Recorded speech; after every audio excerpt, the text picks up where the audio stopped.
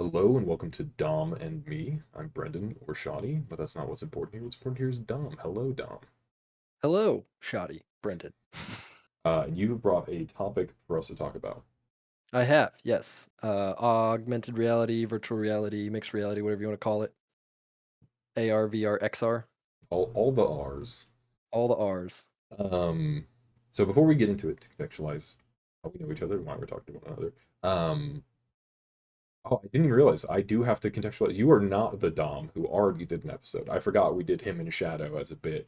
Um, this is a different Dom. I will Dom probably, 2. yeah, I'll probably just put last initial to specify. I may have I think I'll already done just that. say Dominic.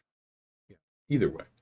Um, but for context of why we know how we know each other, we met in sixth grade, like 10 or 11 years old. We went to the same middle school, went to the same high school. Um, we're in similar interests in college and talked on and off about those. Yeah, we've known each other for years and we're both involved in programming. So, yeah, we've been friends for a decade and a half now. Yeah. But yeah, so before we even get into it, one thing I was curious about, which I haven't asked about in the time we've been talking, I thought you went to college for material science. Was that just something you thought about, or did you actually? So no, I initially started.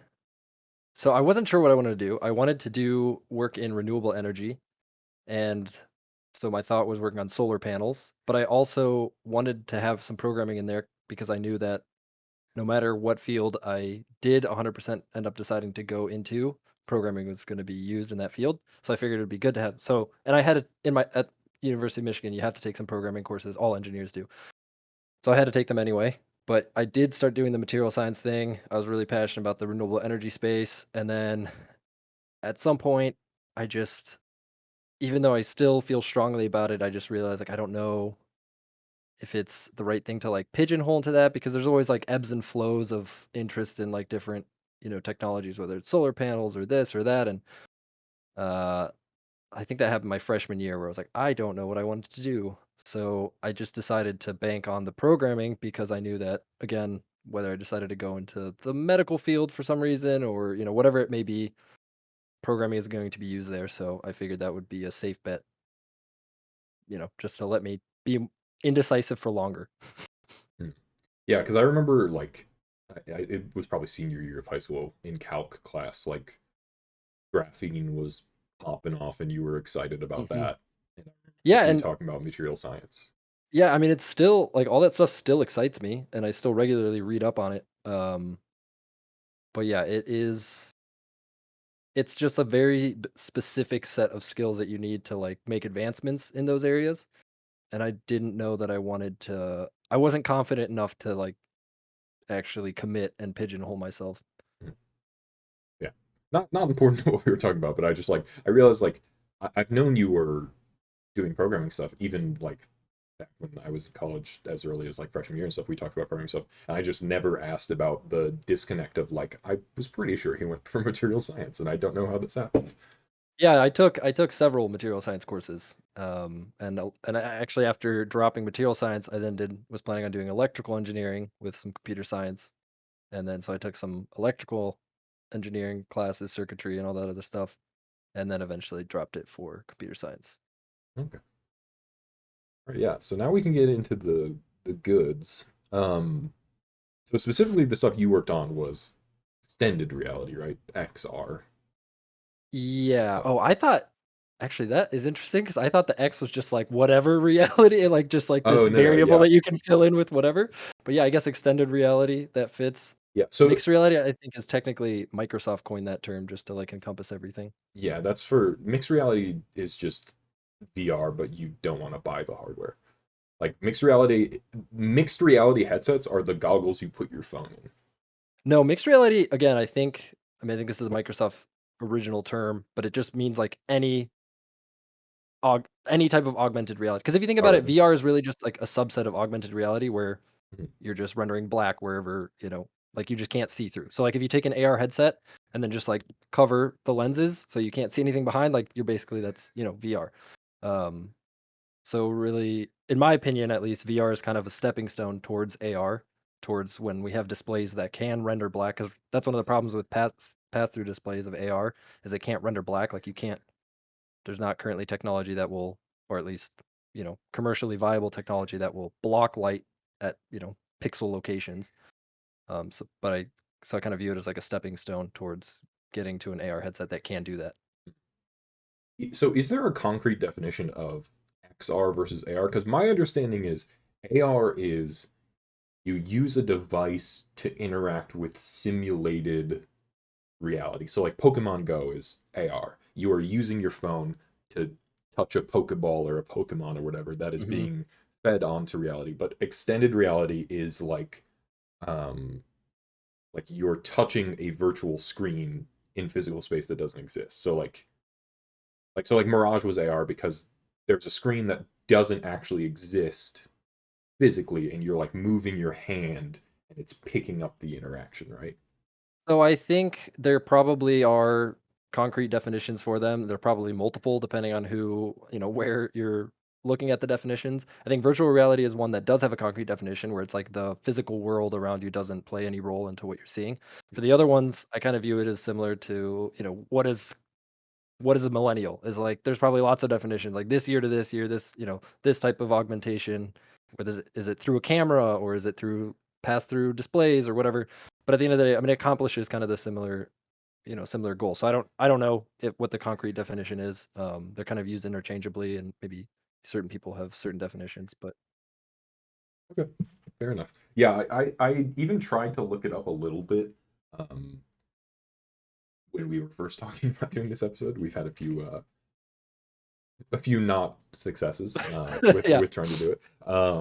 And I was like, I was trying to look online. I was like, I cannot find like a good concrete thing. Like I was like, I know Pokemon Go and similar games are categorically they're called AR, Hmm. and I know Mirage, which is the app you developed, is like you categorically call it XR, and I'm like, okay, what are the differences between these things? And I was like, is there a through line here? And I was like, I don't fucking know. See, and that was just because I use XR as like a Is a umbrella catch term all? for anything. Yeah, Yeah, just a catch-all.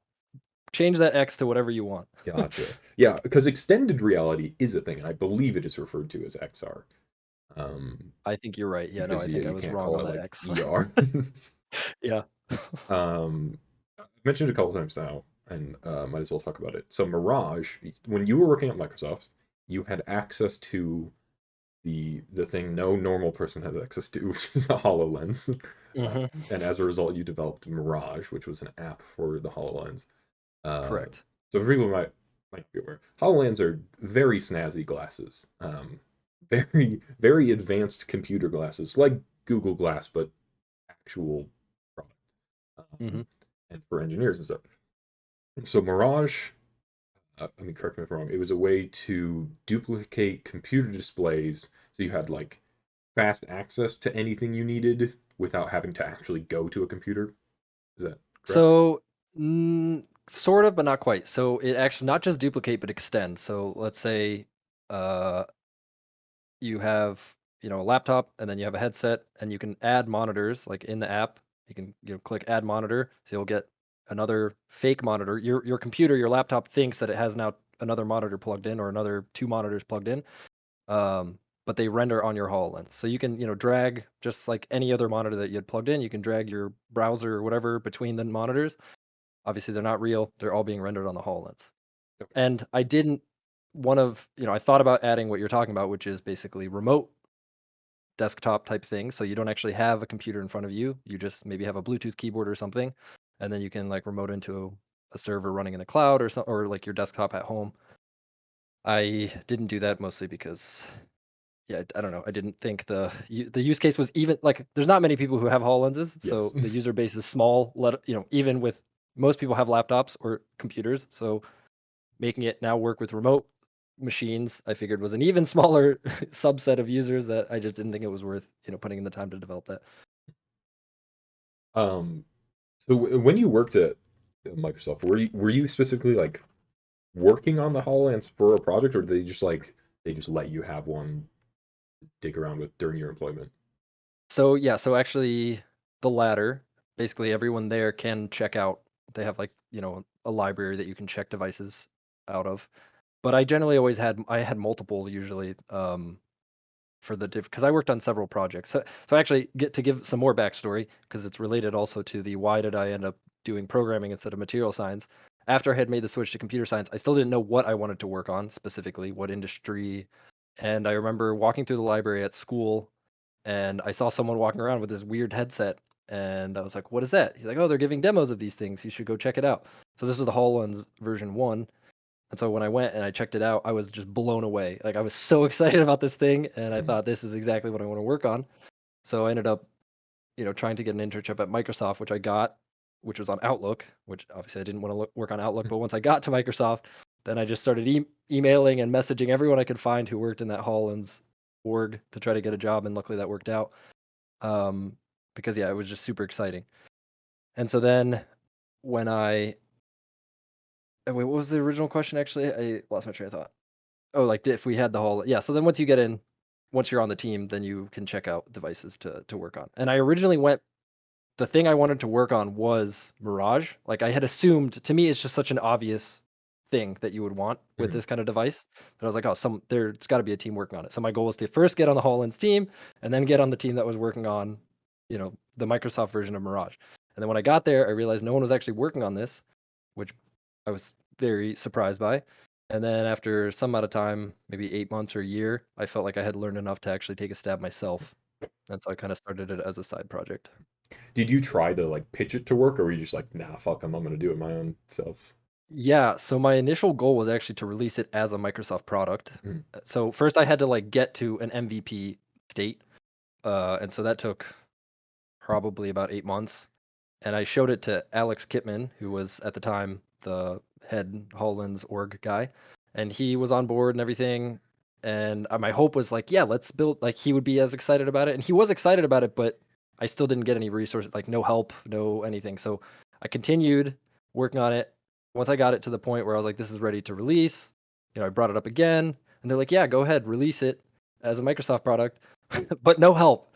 And the process to release a Microsoft product is understandably, like they're a big company, there's a lot of red tape. You have to fill out a lot of forms, do a lot of security analysis, do a lot of, um, for like just a lot of stuff. And so and this was all in addition to my actual day job. So I just started to get pretty burnt out. And at some point, I went back to him and I was like, I'm losing a lot of motivation to work on this. I want to release it because it's pretty much done. Can I just release it independently? And he was like, sure. So that's how I ended up, you know, going through with it. Yeah. And then how long after the release of Mirage did you then hop ship from Microsoft?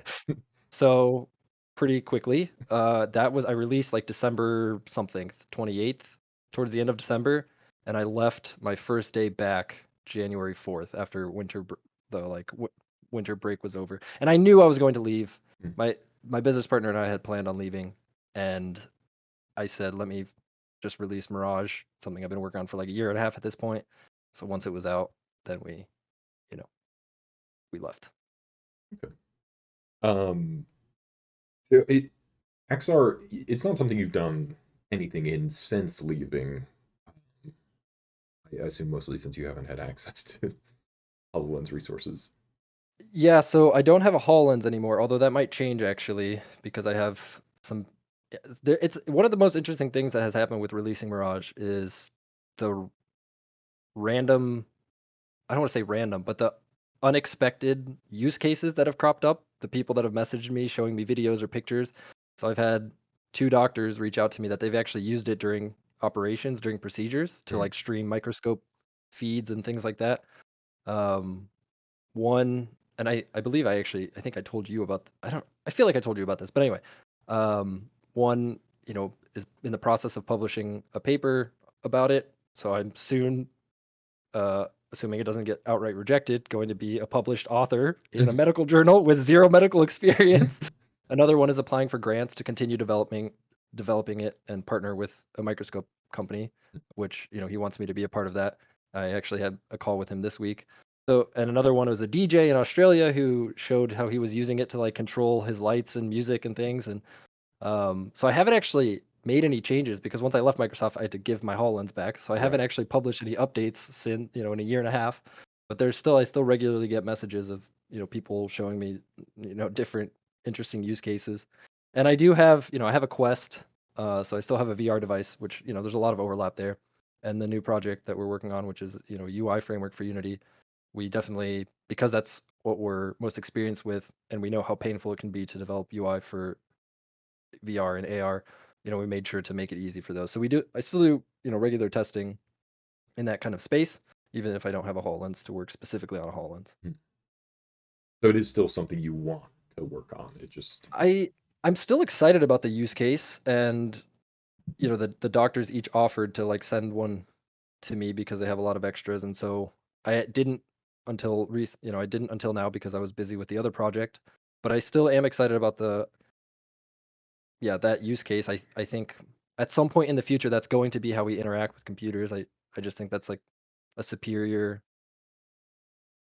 way than having physical monitors everywhere. You get a lot of benefits, so I can see that being the future. I don't know how long that'll take, but I'm excited. I'm excited to be a part of it, in some way or another. hmm. So I would be happy to continue working on things like that. I would hazard a guess, not quickly in the future. We'll see. There's a lot of, it's one of those buzzwords, AR, VR, Mhm. and a lot of big companies are working. Facebook just changed their whole to change themselves to Meta. Apple's working on a headset because I think people do see the potential with it. Like once enough people have it, then there's a lot of cool ways that you can then go about interacting with computers and these things. But yeah, it's unclear how long it'll take and who I will actually do it. I think the problem for realistic adoption is that like we need some technological jumps because like I have VR as well. I actually have two VR headsets. I originally bought the PlayStation VR, which is in early VR that is still external camera, so like you have to set up a camera in the Yep. room facing you. Um, Huge pain in the ass to do, especially if you're tall, like Hmm. either of us, because it becomes even more cumbersome to get the camera high enough, but also capture the whole room and like huge pain in the ass. And then eventually I got whichever one I have, Odyssey Plus, whatever computer headset I have, internal cameras facing out, much nicer. Yep. Um, it's great. It's very fun to play in VR. The problem is how bulky it is. Like, Hmm. and it gets hot in the headset, and it's just like it's cumbersome to be in for hours at a time. And something like Google Glass or HoloLens, solves that problem, but is just wholly more expensive, like just unreasonably expensive. Yeah. So I agree with you on basically everything you said, and certain things still surprise me. Like, the what you brought up about it being bulky is something I totally agree with. And if you look at like this is the Oculus Quest 2, Hmm. and I think the renderings that I've seen for their newer device, the HoloLens 2, it is first of all it's like much narrower in the front and then it has something in the back so it kind of sits on your head like a hat instead of having this big thing on your face that like weighs your face down, which is objectively way more comfortable. And I think the new Oculus is going to take a similar path because you're right, like wearing this for a long period of time is not comfortable, but this is still very bulky, and with VR headsets you're going to get that because it also ends up Yeah. blocking your entire view and things like that. So you're right that there's a lot of, but there are also newer AR glasses that are out that look much closer to a pair of glasses, and they might have, you know, some of them have extra little like pucks or something. Well, yeah, that's I my impression of the HoloLens. It's much more like normal glasses. It's not. It's actually. I would still call it a headset. It still sits on top. You still have something that's Right, big but in the the back. front device is much more. It's like goggles almost, I Yes. suppose. Yeah. Yeah. Like lab goggles, like not super bulky, like not. It doesn't seem heavy. I've obviously never held one. Um, Yeah. I think the thing is, I actually view the bigger issue as a social one of people accepting wearing something on their face. Because right now, and I actually did this when I was working on Mirage. Sometimes I would work on it at a cafe, so I'd put the headset on at a yeah, cafe, and you I would would. get these weird looks, right? And I think, and that's why, in my opinion, Apple is one of probably the most likely companies to be able to like break through and turn Just brand AR or power. VR into like a consumer product because they can make things cool. Like if Apple releases a pair of glasses that is small enough in form factor and they spin it as this like unique Apple, in the way that they do things, then I think people can start to accept wearing devices on their face, where right now people view it as like kind of weird. I don't even think it's the brand power. Personally, I think you need a technological advancement enough that it is more similar to genuine glasses. Like you could maybe get away with a sleek looking in the style of like lab goggles. You'll still look like a bit of a dweeb doing it in Mhm. public. But like if something is like glasses with an extra bit to like strap it on for safety or even just like goggles, like I'd wear that at my desk. I'm not gonna go wear it out in public. But at home working on stuff, I do that. Um, I'm not gonna wear a VR headset all day working on shit. Yep. That's insane. But yeah, if it was like slightly bulky glasses or goggles or whatever, like yeah, I'd happily just like sit here and touch sky in front of my desk. Right.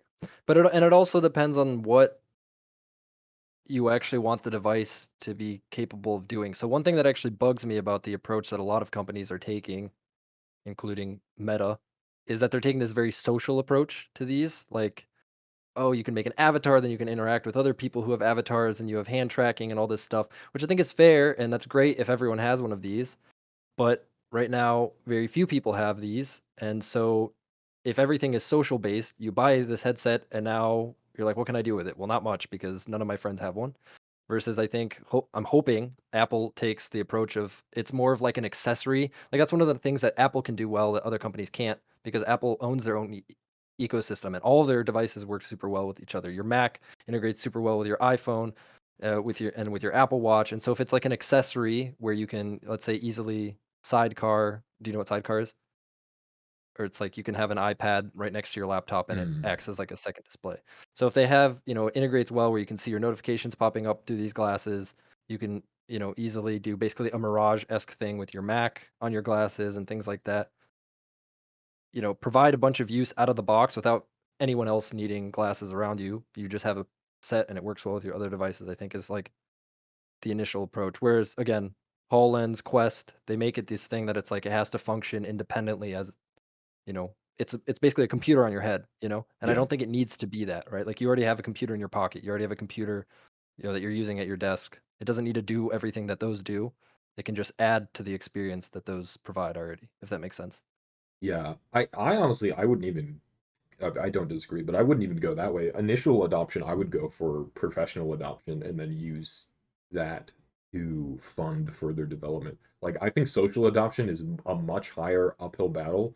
There are Hmm. things you can do with this that are valuable to engineering fields. Like, if you had these glasses that could, like, accurately do measurements and stuff and keep track of specs and diagrams while you're working at a table on something, like that'd be insanely useful. Like you don't have to check a reference sheet or whatever. Like you're just looking, it can identify parts and tell you measurement points and everything. Like that'd be insanely useful. And as a result, you can sell a slightly more expensive product. Like you can sell it faster because it's a higher I don't mean like you can charge more. I mean, like literally, you can sell it sooner because like Hololens right now, consumers aren't going to buy it because it's like what, 3 grand for a pair or something. Yeah. But like, W- so you R&D, you get the tech down to 2 grand or 1,500. You can maybe sell that to an engineering firm if you have functionality out of the box that's going to make their lives easier. Like a company's going to be willing to buy that, and then you take that money, you R&D further, and then you get it to consumer levels. So you're describing exactly the approach that Microsoft took, which is why the HoloLens is so expensive because it's not meant to be a consumer device. And for what it's worth, I don't know why the HoloLens is so expensive. The hardest part of manufacturing the HoloLens is the displays, and it's because they took this really high tech approach for their displays. There's a lot lower tech that you could use that work just fine and honestly look way better. I recently got to try the um oh boy, I actually got to try several headsets recently, glasses rather. Mhm. I'm blanking on the name right now, but anyway, it takes a much different approach. It's basically just like an LED screen that then gets reflected off a piece of plastic, and they looked great. And the pair of the glasses I think were like $500, $600, so still kind of pricey, but way less than $3,500. And they were pair glasses; they weren't a headset. I would So I'm say not sure. 500-600 is high-end consumer level. Like there are VR headsets for that much. Well, if you think about what it could do, like if it could act as two extra monitors, Yeah. then that's like around the same price range that you would pay for two, good 4K monitors. And, maybe it's not 4K, I don't know, but then you get the convenience of portability, privacy, and all, other stuff. But I agree, like if you target industry, which again is what HoloLens did, then you can release a more expensive headset. You just have to still provide value, Mhm. which, you know, debatably Microsoft has or has not done with the HoloLens. Yeah. Well, the big thing is like the next step would be R&Ding to get costs down and or consumer level, which HoloLens is I don't even know how many years old. It's not exactly a new product. Mm-mm. Um, No, so HoloLens 1 came out, I think, like 2014 or something, a while ago. HoloLens 2, 2019. yeah. So yeah, even HoloLens 2 at this point isn't. It's still kind of new, but it's not super new. And I don't know if they're working on HoloLens 3, but like even if you cut that in half, you're still not going to get consumers to buy it. I mean, Yeah, other than like people with fuck it money, I guess. But like that's 1,500 is still a lot for who knows how much you can even do with it. yeah. No, it is a lot, and most people who bought it, not companies or universities or things like that, are just yeah, people who have disposable income and who are really passionate about the space and kind of see where but see that there's potential there. But because for a long time and arguably still there for all of the downsides, HoloLens doesn't really have any competitors. There's no like full featured end-to-end headset like the HoloLens that exists that's AR. The Quest is the closest thing, but it's VR, which is, I would argue very different. Yeah, no, it is. I'm also going to contend with the thing you said earlier, um, because you said that you see this as the way compute we will interact with computers in the future. Mhm. I don't know if that's necessarily the case. I think it'll be an option for how we interact with computers in the future. I don't think you'll get full adoption. A lot of people like tactile things. Like I have boxes on boxes of physical books in my closet right now. Huge pain in the ass to move, which I have just done. But I prefer reading in a physical book. People buy mechanical keyboards because they prefer the very specific tactile nature of a mechanical keyboard over a normal keyboard. You're gonna be hard pressed to get these people to adopt a new form.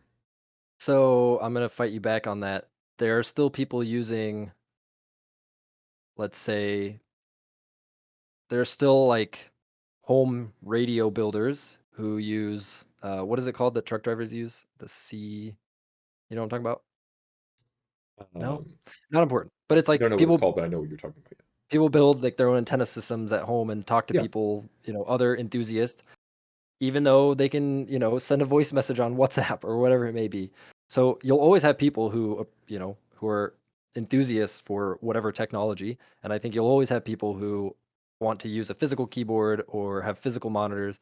But I think at some point in the future, and I'm not saying this is going to be 10 years down the line, like at some point, if you can have a pair of glasses or a pair of contacts, which I think contacts is way far away, but assuming we get there eventually, why would most people want a physical monitor when they can get the same fidelity in a pair of glasses, plus walk around and have it follow them, be able to sit down anywhere, and let's say you can somehow mimic a physical keyboard pretty well with some I don't know what it looks like yet, but I think at some point it will get to the point where why would you want these physical things that consume a bunch of power, that take up a bunch of space when you can just have it on a pair of glasses? so I can think of a few reasons. Uh, And One, just to be clear, that doesn't mean that no one will use them. I think it'll just be right? relegated No, more towards enthusiasts or I'm special saying cases. this will be either a more even split, like books to e-readers is now, or it'll be a generational thing. Like those of us used to monitors will need to die off to see a strong adoption. But like, so battery life is going to be a concern. That's a concern already with VR headsets that aren't Hmm. plug and play. I mean, they all have the option of plug and play, but one of the selling points is, full freedom. But the battery life is pretty fucking bad. Um, Another problem is like some people, even if it's glasses, some people won't want to wear them. Like I've worn glasses for as long as you've known me. I think I had my glasses already by sixth grade. I'm quite fond of wearing glasses, but some people hate the idea of having even just glasses on and will actively sabotage their vision. They're like, I don't want to get glasses, I don't want to get contacts. Fuck that. I'm gonna let it ride. So Yep. those people would want to sit in front of a monitor. And depending on how cumbersome the product is, like obviously in widespread adoption, this would be more comfortable than a VR headset. But even if it's slightly heavier than glasses, if you're sitting in front of a computer, like in my case, I am often sitting here for 18 hours of the day. Hmm. If it's like even slightly heavy on the face, I might want to have just a physical monitor to look at rather than something on my face. Yeah, and I can still see that, being the case, even, even if once it gets that good, I think there will be many use cases like you're talking about where it's just more comfortable or whatever. But I also think, and I don't know this for a fact, but I'd imagine, in the 90s, if you started asking people like, oh, cell phones are everyone's gonna be using a cell phone. You'd get some people who are like, I don't want to carry something in my like a big Yeah, thing in my pocket yeah. I'm not saying all it, around it won't take everywhere. off. I'm saying I think there'll be a considerable amount of holdouts unless it is truly like if the technology gets to the point where it's just glasses. I think a lot of those barriers are removed. Um, And I think there will be holdouts, but I think it'll once enough adoption happens, I think it's going to be like the holdouts to whenever people hold out from having a cell phone or, I haven't met anyone in a long time, but back 10 years ago, I do remember some people like, I'm never going to get a smartphone. mm. And it gets to the point where like, okay, fucking weirdo, and I think that, eventually that might be the case with glasses. I also just like I don't know if you'll see full replacement even still because like there's something about the shared experience of like not so much monitors but like televisions like you can sit down and watch a movie or do something together, play a game together. Both wearing glasses mimicking the screen isn't the same experience. But con- alternate example, let's say you're with a group of friends, 4 out of 5 have glasses. They're like, hey, let's watch a movie. Someone throws it on a wall. The 4 out of 5, there's some way to share it with the other people. You're all watching a movie. What is this fifth person doing? Maybe sitting on their phone and trying to play it at the same point as the other people or something like that. So now the one person doesn't have the glasses now feels left out from this shared experience instead of feeling, the other people feeling left out. You know what I mean? Kind of like now, if you go to a restaurant, especially after COVID, and you want to get the menu, a lot of times you don't get a physical menu. They're just like, here's a barcode, go scan it. So if you don't have a smartphone, because some people are now going back on smartphones and getting dumb phones, you feel left out because you can't. Now you have to go ask for a physical menu, and sometimes they don't want to give it to you for sanitary reasons or whatever. And so I think it could get to a point where if enough people have it, the people who don't are getting left out of these new experiences that you can only have with the glasses. Yeah, but if in your first example, I think is almost a point against you because if the four people that have glasses are so in on this thing, but it is not full adoption, but they've gotten rid of their TV and then invited a friend over that doesn't have these glasses, you're a bit of a dildo for doing that. Oh, I'm not talking about at home, but let's say you're just like taking a train rides or, riding the subway somewhere, or Oh, sure, yeah. someone wants to show a cool video. Like instead of all huddling on a phone, if everyone has glasses, it'd be, nicer to see it on a big screen. And so once again, this is all assuming that the technology gets to the point where it's comfortable to wear around all the time, where it's the shared experiences are as simple as like You're throwing it up. envisioning a world where we're always wearing these, Where again, picture a world where like the technology has gotten that good that it's just something that you're fine wearing on your face. Think about all but the are you like experiences. so you're envisioning like let's say in this like magic reality, it is at glasses Mhm. level. It is no heavier than a pair of glasses. They've condensed the Correct. technology that much. Do you Yes. imagine people will just wear it all the time? Just why bother taking it off? Because you're gonna need it again in a second. Basically, yes. Like why leave your phone at home? Are there gonna be prescription monitors for these glasses then? Yeah, I mean, a lot of AR glasses, they allow you to get prescription versions of the glasses. Okay. Um, yeah, I think that's a But hold big on, let ask. me give you a more targeted example of this exact use case. So one of the projects I worked at when I was at Microsoft is called IBIS, and it was the soldier, it was like the military headset. So this is what they were going to give to soldiers in the army. And there were so many applications that came up that once, let's say, it got to the point where or all soldiers had these goggles, you could do so many things. Let's say, if they were in a striker, which is like their transport vehicle, you could have cameras outside the striker so that someone sitting inside can basically get, like, they can just look around and see the video feeds like this 360. So that, because one of the issues with a striker is it doesn't have any windows. So when they come out of the vehicle, they have no idea what they're coming out into. They're just like, it's basically like door goes down, they're getting blinded by all the light, and then they potentially getting out into fire. Like they have no idea. So these types of applications where another one, where you're sitting in the striker, you can see all around you. You know what you're stepping out into. Another one is you have a drone. You just send it off. You already have this headset so it's streaming right to the headset. You can see, you fly it up and you can see what's around you. All these other like applications that come up once people have these goggles that you could do, and so I think a similar thing would happen in the consumer space where you go to a restaurant, they assume people have these glasses, and so you get these specific experiences, these additional things that you can only get, if you have a pair of glasses. And so that at that point, it's like once it starts to get integrated that much into your life, into your daily, experiences, yeah, why would you take it off? It's just like a phone. Like I would love to give up there's certain things that I really want to give up my phone for. Sometimes I'm annoyed with all the notifications and things, but I can't give it up because what if all of a sudden I need an Uber or I need to scan a menu at at a restaurant, a QR code thing. So it's like the same thing where it just becomes so ingrained in your life. I think that's an optimistic view because there are a lot of hurdles to jump for a product like this. Like you have to do everything that the existing technology is doing, and you have to do it better because you need to convince people to stop using their existing technology.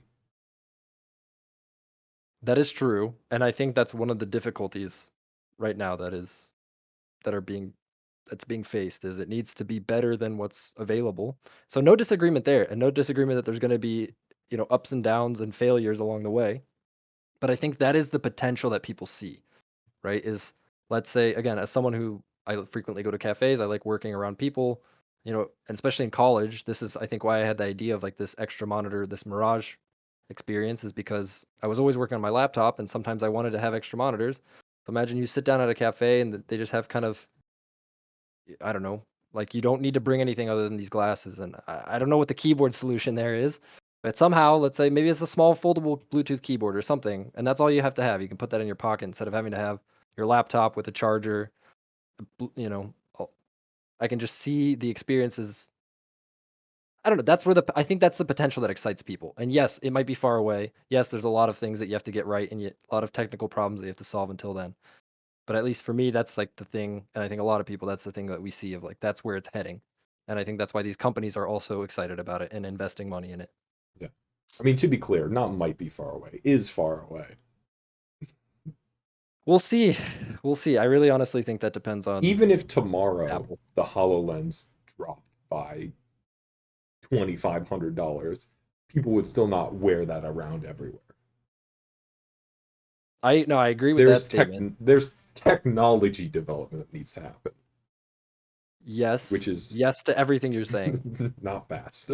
I do think the one player in the game right now that could make a big difference is Apple if they get it right. And I'm not saying they're going to. I don't know. I Some think of the you'd things get that more people. You still wouldn't get that widespread adoption. If it is basically, if Apple releases tomorrow the HoloLens like product with Apple branding and sleekness, but it's still as bulky as modern designs are, it just looks nicer. I still wouldn't buy it and wear it around everywhere. that's the thing, it might not be. Again, the glasses that I tried a month ago, none of them are as bulky as the HoloLens. None of them are as expensive as the HoloLens. And Do they so do as much as the HoloLens? Are they as powerful as the HoloLens? they are not.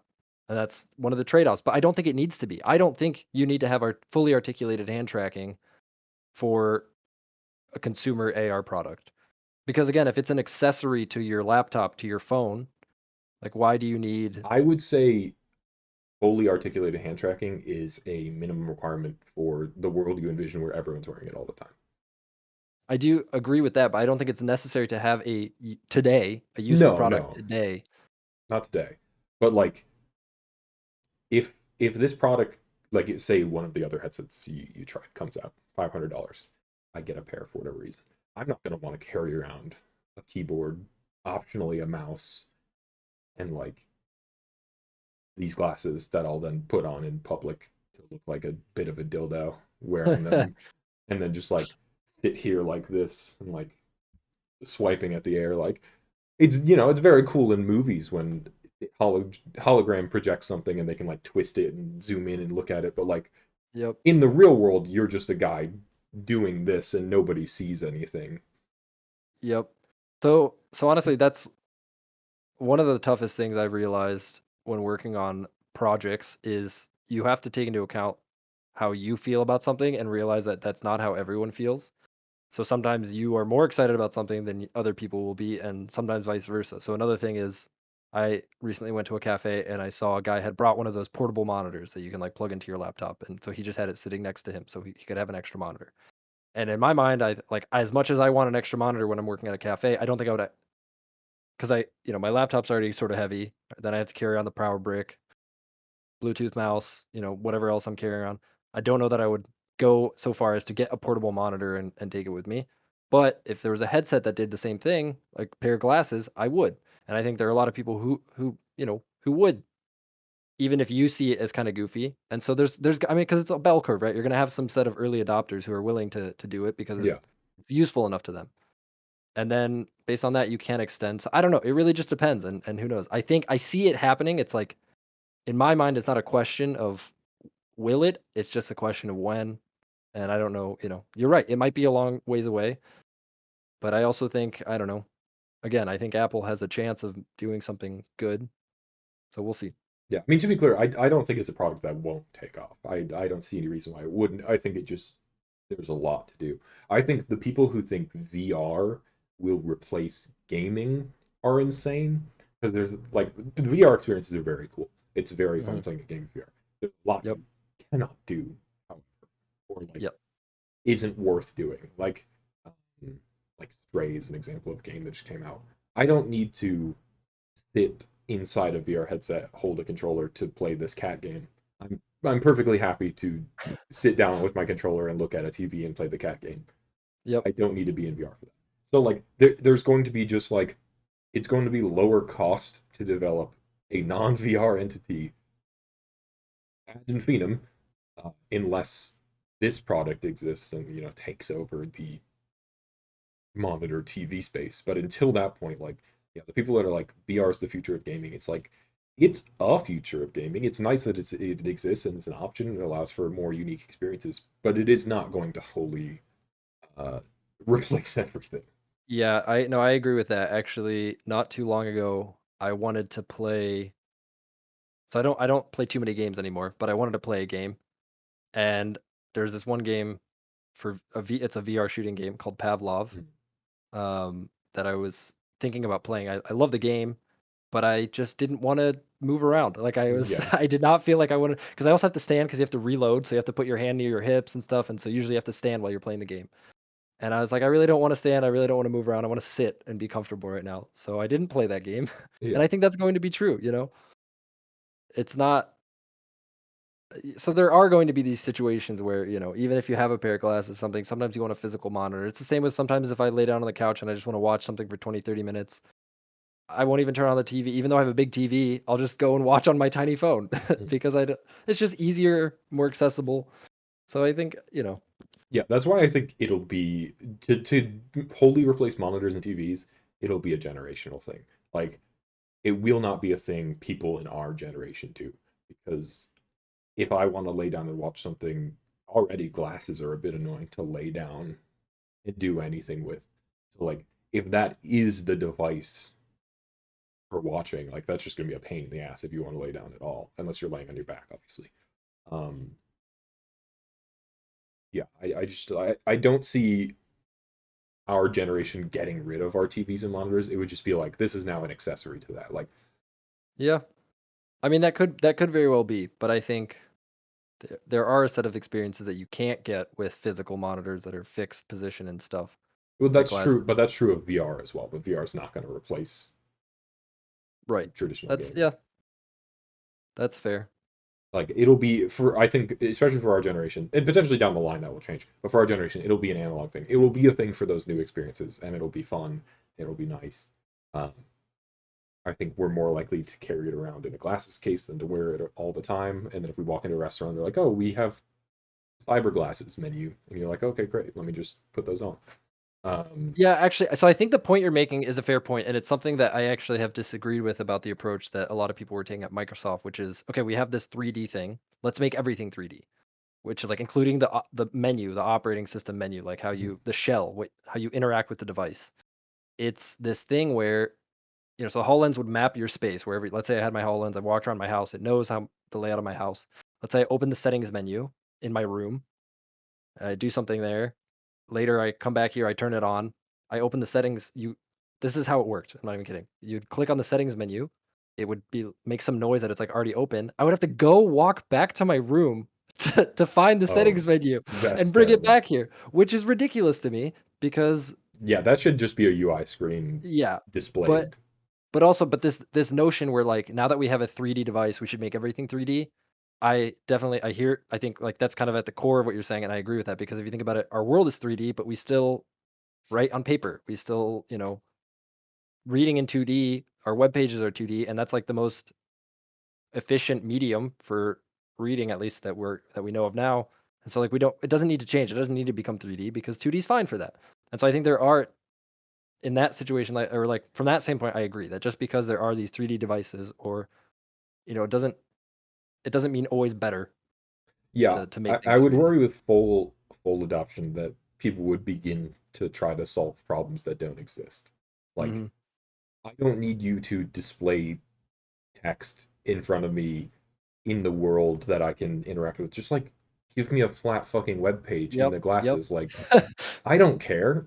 I'm used to Hmm. that. It's been decades of that. That's fine. And like if I can scroll it with my hand, good. That's a nice thing to be able to do, but I don't need it to be like I have to make sure I clear out this background and it's just the text and it's in the world space and it's like, that's fine.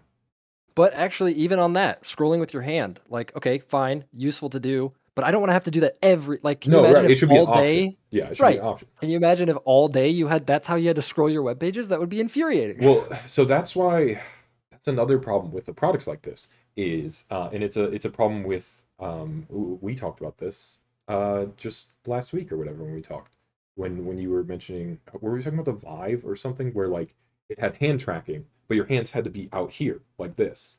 Yeah, the Quest, the Hololens, yeah. Yeah. All of those hand tracking VR headsets. Yeah. So your hand has to be in visible range of Hmm. the headset at all times. And in the glasses, that would probably be worse because they'd be smaller. So you'd have a smaller visible range unless they have, you unless we're again talking in Magic World with super tiny cameras all Sure, along the glasses sure. that can see everything at all times. Um, so you would almost need like, I think that's why the idea of like haptic suit VR stuff is so popular because it's like, sure, this magic technology solves all the problems because the headset doesn't need to track everything now. It's like you have a suit and it can just full range of motion. But like you'd almost need like again, you can't make it gloves because people aren't going to want to wear gloves all the Yeah, fucking no, time. yeah. Yep. Um, it would need to be like just like a ring or something. So like instead of hand going up to do this scrolling, it would just be like, okay, I can just flick my finger, which Yep. like is way easier. Or like even if it's a ring, you also if you don't want to flick your finger, you just like rub your thumb against the ring or whatever. Like Yep. So actually there is one of a new pair of glasses that came out. Well, I don't know how new, sometime in the past couple years. They have their controller is a ring, mhm, but it has like a little, like a I don't know if scroll it's wheel just a essentially. button or yeah, like a little some joystick or something, and that's how you click and interact with it. And I think again, in my opinion, for like what could be a useful device. Like I think there are a lot of companies are like, we need all these things. We need our fully articulated hand tracking and I don't think that's necessary. Like I think scrolling just by doing this is way more convenient, long like for actual day-to-day usage than having to physically grab Yes. and move shit around. And so I don't know. That's why I think like if done right, I think there could be a device today that could be widely adopted. But I think so far, at least in again my opinion, and what I don't I don't know what I'm talking about, but I just think a lot of the focus have been in things that are like kind of gimmicky that are cool. Like it's really cool to see your hands fully articulated in VR, and that's like you can do some neat things, but that's not. I don't want to do that all day. Yeah, but the problem is this also creates like more things to lose or more things that break, and like it creates more problems to solve, and like it, you have to reach a through point where like it would be easier sat at a desk that has positional cameras like built into it so that wherever your hands are, it's being seen and feeding data. But then at that point, you're sitting at a desk, just use a fucking mouse and keyboard. And like, what is the through line of like, how do you get this to be a convenient enough product to be used everywhere, but is also covering everything that it needs to do? And like, Hmm. the hand tracking solution is going to be a big part of that. Like, I see again, this is where I disagree with a lot of the approaches. Think about again, I keep bringing up Apple just because I hope that they are making the right choices. Think your like people who already have all Apple products. Let's say integrates super well where you already have your phone in your pocket. Let's say you can use your phone as the controller. So without taking your phone out of your pocket, let's say a notification pops up like you got a new text. You just click like the volume button on your phone that's in your pocket to select that message. It shows you the message. And now, you know, keyboard input is much harder. I will give you yeah, that. I don't disagree with what you're saying about that. I'm talking about keyboard input and like long term use. So that one, yeah, that one is tougher. But then let's say like, people already like I don't know, you want to watch a YouTube video, or for people where you're not actively doing a lot of keyboard input, watching Netflix, things like that, browsing TikTok or something, Yeah, it'll be fine for all of that. you can just swipe it up and now you have it on your glasses, and then you can keep doing something else on your phone and things like that. So I think I agree. The keyboard one is one that, and actually I worked on a project in college. Once I found the Hololens, I uh, I didn't know that these existed at the time. Do you know what a corded keyboard is? A corded keyboard? Yeah, it's like what they use. Is it stenographers? I could be wrong on that word, but people who let's say take notes during like Trials or court something? Yeah, cases. the Yeah, yeah, yeah. stenographers. So it's basically a keyboard that has just 10 buttons, Yeah. and so to do the different keys, it's just combinations of keys. Hmm. So I didn't know that was a thing when I started making this, but basically it was that where it was a set of kind of controllers that were portable that just had 10 buttons, so you would just do combinations. And so it was something that you could type, like let's say with your hands in your pocket on a HoloLens. Are you pitching this as a solution? Because that's fucking I am insanity. not. I'm not. I'm just saying I recognize that it's a difficult problem, and it was just something that I figured I would give it a shot. But think about, potential solutions where, again, this is assuming some magic technology jump, but a lot of people wear smartwatches. So let's say you have a smartwatch that somehow is able to detect where your finger positions are, and so you're able to just type on any surface. I agree that's not great, but let's say now you're able to augment the surface with an augmented reality keyboard. That's good. Again, this is assuming magic tech Right. Like, jumps. yeah, those are great solutions, but again, it's another thing that you have to have. You can't Hmm. forget, you can't lose. If it breaks, it needs to be fixed immediately. Otherwise, you just can't do this thing. Yep. And it needs to Yeah. work perfectly. Yeah.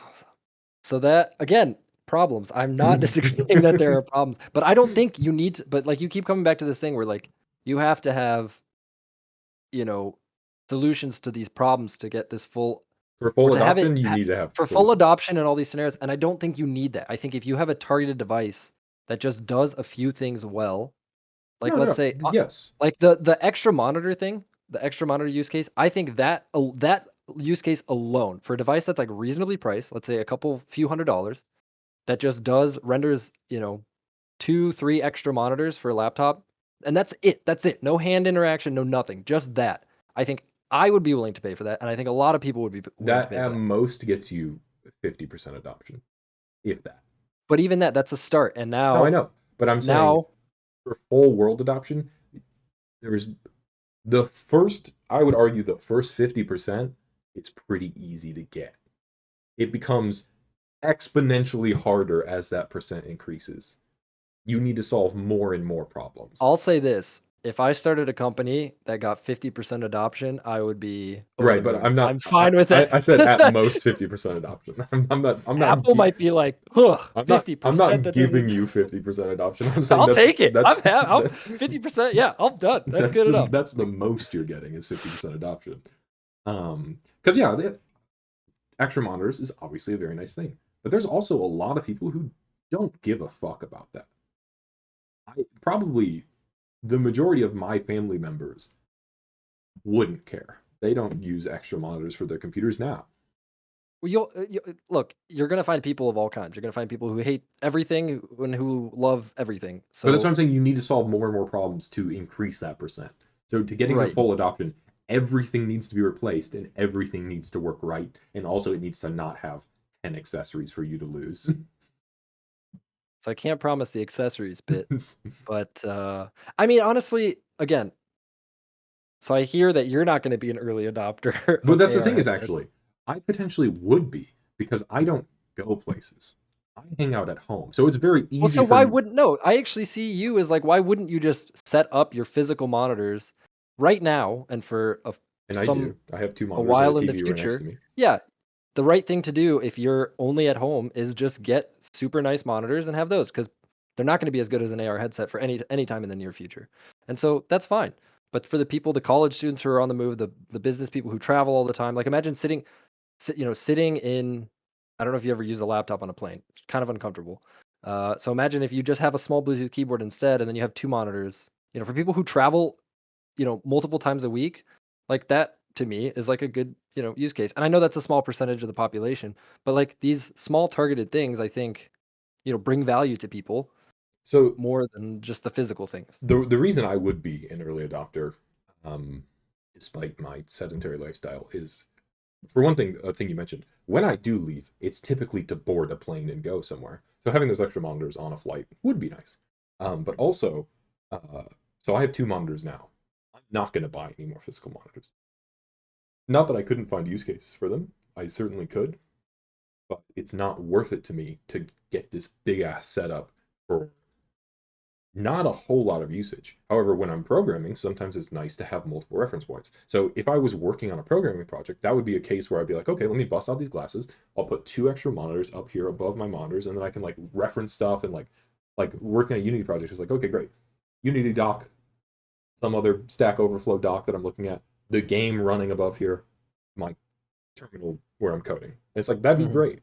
And that is why for the right price point I would be an early adopter in specific use cases. I wouldn't wholly replace my setup, but it would be a nice augment as it is meant to be. Yeah. But so one other thing I want to mention a bit earlier is, and this relates to the realizing when you're working on a project that not everyone shares your preferences or values. To me, the notion of a smartwatch, like the fact that so many people have smartwatches, blows my mind. I don't understand the value Yeah, I that they don't get it provide, either. but people spend hundreds of dollars on them Yeah. and they use them. And I mean, I have one. I bought one specifically to monitor my heart rate and sleep. I think people And I just don't. want their steps and their sleep. That's all people care about. And people are willing to spend Yeah, hundreds of it's a lot dollars of for money. these. And so think about it. You like in both scenarios, you might find something valuable that you think is worth spending $100 on that someone else is like, I wouldn't spend a penny on that. And vice versa. You might think something is super stupid, yet there are people who are willing to spend hundreds of dollars on it. But So it really just depends. the difference is the smartwatch is solving a problem, quote unquote. It is not trying to replace something. The smartwatch isn't out to replace watches. It's out What to problem is it solving? so like the steps thing. There are other ways to do it, but this is an easier way to do it. How is that a problem before smartwatches though?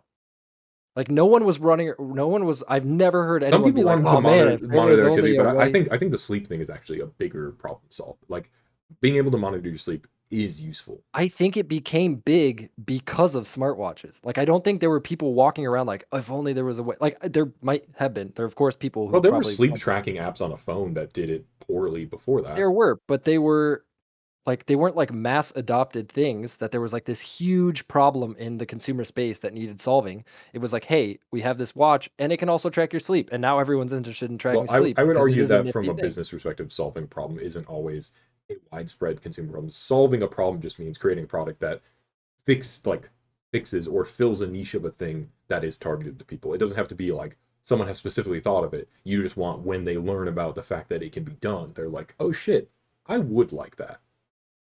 Right.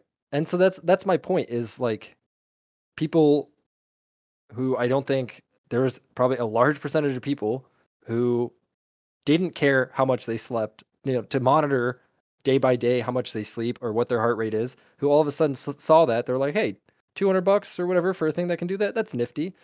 And I would argue that just the simple, let's say, extra monitor use case is something that a lot more people would like find useful than tracking sleep or tracking your heart rate Yeah, but at I'm not for a contending few with hundred you. dollars. I'm not contending the extra monitor thing. I think the extra monitor thing is great. I think wholly replacing technology and widespread adoption is where I'm contending Well, you. so that's but again, that is way down the future, down the magic technology that fixes a bunch of problems that currently are not solved. Yeah. Yeah, the extra monitor thing is good, but also you need to get the price point down still, which is currently still at the levels of magic technology. Like, Well, so actually, this made me feel really good. So I made Mirage, right? I released it for free. hmm, There's a guy who made a similar thing called Virtual Desktop for the Oculus. Made millions of that's the made mirroring one. millions of dollars off of his app. And like obviously I knew I wasn't gonna make money. That's why I released it for free, because very few people have HoloLenses, but just fuck. Yeah, developed for the wrong hardware. Developed for the wrong hardware. Yeah. Yeah, well, I mean, it was also just like you a thing of convenience. You had a HoloLens at your fingertips, like, Yeah. um, but yeah, Oculus would have obviously been the better horse to bet on. Yep. Yep. I know people with Oculuses. I don't know anyone with a HoloLens. Neither do I. Yeah. I don't even have one, and I have an app released for Yeah. it. Yeah, I don't know. I think if it's just a matter of like there's a lot of things that still need to be fixed even to get partial adoption. Like it needs to be less unwieldy. Um, and like it's not going to be an on the go product. I don't think that on its own, it's not going to be an on the go product. Like it'll need to be used with a laptop because like the keyboard problem is big. Yeah. So I don't know that I would say that it's not going to be an on the go product. I do I think mean, right now. the the notion that it's an accessory, I would agree with. Yeah. I think that's fine. Like, a smartwatch also is pretty much useless without a phone, Yeah. and I think that's fine. I don't think it needs to be a standalone thing that, you know, I'm like I would be 100% okay, and I actually think this is what will eventually happen, is it won't be a standalone thing. It will need to be used with your phone and or laptop. Right. But the And idyllic again, I think future we that's were fine. talking about is it as a standalone or like to a tower. Right. Far away Yeah. eventually at some point. Um, Not anytime soon. yeah. And like that's nice to think about. I think you're optimistic about the idea of people wearing it all the time though. I don't really see that happening. Again, long term, like this is me speaking about like We the will be dead. potential. That is 2 generations from now. Yeah, I mean, we might be dead, but That's like Wall-E levels of like that's humanity what? has like the movie Wall-E, like humanity has gone through an exodus and culture has changed. Um Maybe. At least that means the world hasn't burned down yet. well, yeah, that's they've got that going for them. Yeah, I don't know. I because the thing is like I wear glasses all the time. Because I would have to get a prescription version because wearing glasses on glasses is asinine. It's bad enough in VR. With an actual glasses product, I wouldn't want to do it. But then it's really a decision of am I going to actually wear these all the time, or am I going to have two pair of glasses always that I switch between? Which some people do. I mean, people have reading glasses and like day to day glasses and stuff like that. I'm not one of those people, but it is an Yeah. option. I mean, you also, yeah, you have to realize you're a special case, you're I glasses are a special case now, huh? Only a no, no, couple no, not people in the no, no, world no. have I just those. mean you with your day-to-day routine and preferences. Uh but I don't know. I mean, yeah, like I said, Hold there on. are What about what I said was a special case? I just mentioned that I owned glasses. well, just like never leaving your apartment. I don't know, maybe not being active on social media, which I'm not either, but a lot of people are. They browse Instagram, TikTok, whatever regularly. And, if they could get something like for you, I would say like basically I was thinking like one potential use case that I think a lot of people would like, even if I'm not personally not a fan of it, is like, getting your notifications in your glasses. It's like one of the use case I think probably the most common use case for a smartwatch is like, oh, I can look at my notification on my wrist instead of pulling my phone out of my pocket. Stupid, so stupid, saves you like a second, Mhm. but that's like what people do now. And so I think maybe for you, not very useful. For a lot of people, for better for worse, they probably would like to see. And actually, I read no, I think it was a video. I watched a video of a review of a pair of glasses that I thought was interesting, which was basically it did that. You could see your notifications pop up on on the glasses. Mhm. And one of the things that the lady said was that she checked her phone less often because one of the things that she would do is she would open her phone to see what the notification was, see that it wasn't important, see the Instagram app, and go browse Instagram and waste her time. She said, I actually opened Instagram. She gave the statistics like way less. And I thought that was interesting because that is fair. Like you won't get pulled into your phone. You can see that it was like, oh, it's nothing important. I won't check my phone. And I don't know, maybe that would actually be because I think constantly seeing your notifications is not necessary. Like very few things need to be that real time. Yeah. And so it kind of seems like I don't know. I look at it as kind of depressing if that's like the use case of a pair of glasses. Like, oh, you can just see your Instagram post feed like way quicker. But if it actually keeps people from opening up their phone and getting hooked into whatever some social media, that's I would say that's a potential good thing to come out of it. Yeah. Another problem you're gonna have to solve for, which I'm again not in the camp of, is safety concerns. People wearing these glasses while they're driving. Yeah, I've seen some. I think Hololens actually recently did some partnership. Maybe it wasn't Hololens. Some company did some partnership recently where they had that where it was like GPS while you're driving. Um, Which is a dangerous road. Adding features specifically to incentivize people to wear them while driving, I think, is so bad. I don't know if I would slap bad on the whole thing because on the one hand, like I can see the concern and I think done incorrectly is bad, but also for people who let's say have it stuck to their like air vent, I think I'd rather have someone just glance with their eyes like, Well, a sure, few degrees down than like look over here like am I going in the right place? but I also mean if this is also your social apparatus and it is you get a text alert and your brain goes, ooh, text, and you're like, no, I can't look at the text. I'm Yeah, driving. but It's like, there's well, ways you what if can I just did? Maybe just a little. but there's ways you can solve that, right? Like you have driving mode, like even phones now have driving mode, where it like I don't know if I don't use it, but where it disables notifications or like simplifies your UI. But it's an opt-in thing. Yeah. I mean, there are going to be people who use it wrong. There are going to be just like there are going to be people who text and drive and I would worry do that this is other a things. very easy product to use wrong in the case of driving. Because especially if you got like a long road trip, you're like, what if I just had like a little picture-in-picture movie at the bottom of my screen? But you could say that about so many things. You could say that about I don't know, alcohol. It's so easy to abuse and so many people do. Mhm. Does that mean it should be illegal entirely? Like, that's it's I'm not saying it should be illegal. I'm just saying like if it gets to the point where they look like glasses, you're gonna have some problems. Like, yeah.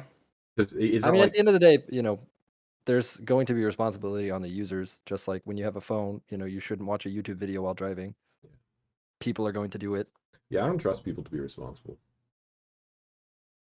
Yeah, I don't know how I feel about that one either. And like the problem is like if you make something more convenient to do the wrong thing, more people will do the wrong thing. It is my opinion. Like if because when you're driving now, your phone's sort of out of the way. And like even if you hear the alert, it's like, okay, I'm driving. If it pops up right in front of your face and you're like, oh, I got an alert. Like more people are gonna feel compelled to do the thing. Yeah, I mean, honestly, these are valid concerns. I don't know what the solution there would be. Yeah. I mean, I know like some stuff has like auto detection that you're driving. Hmm. It's easier when it's built into the car, obviously, unless this is some horrible nightmare where like the glasses automatically hook onto every device and like know what you're doing at all times. Yeah. that's not going to happen. Like you would just not pair it to your car if you want to do irresponsible stuff. Uh, but like, cause like right now, passengers can't fucking Bluetooth their phones in cars, which is the most frustrating thing. Cause I'll like get into a car with a friend, we'll start driving. They're like, oh, do you want to hook up your phone for Yeah, music? you're a passenger It's like and I you wanna can't. connect. Yeah, yeah, yeah. Yeah, it would be nice if like there was detection in the seat that it's like, oh, someone is in the passenger seat. It's okay if they do this. But then also like Yeah. people would abuse that and like you know there are lines with all of this stuff. But like yeah, I think as you make it easier to cause problems, people will cause problems. Like Yeah, I think to some degree that's true. But also I don't think yeah, I don't think the answer there is, like, not allow new things to come about no, because some people will abuse it or use it incorrectly, but also unless it's like like a existential thing. also in the matter of like GPS on the glasses, like where do you put the GPS?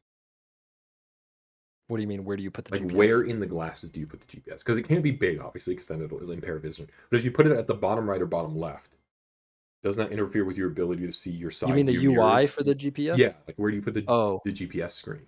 Because if it's on the so at bottom or right, like the bottom left or right, it's going to interfere with your ability to quickly see the side view mirrors, right?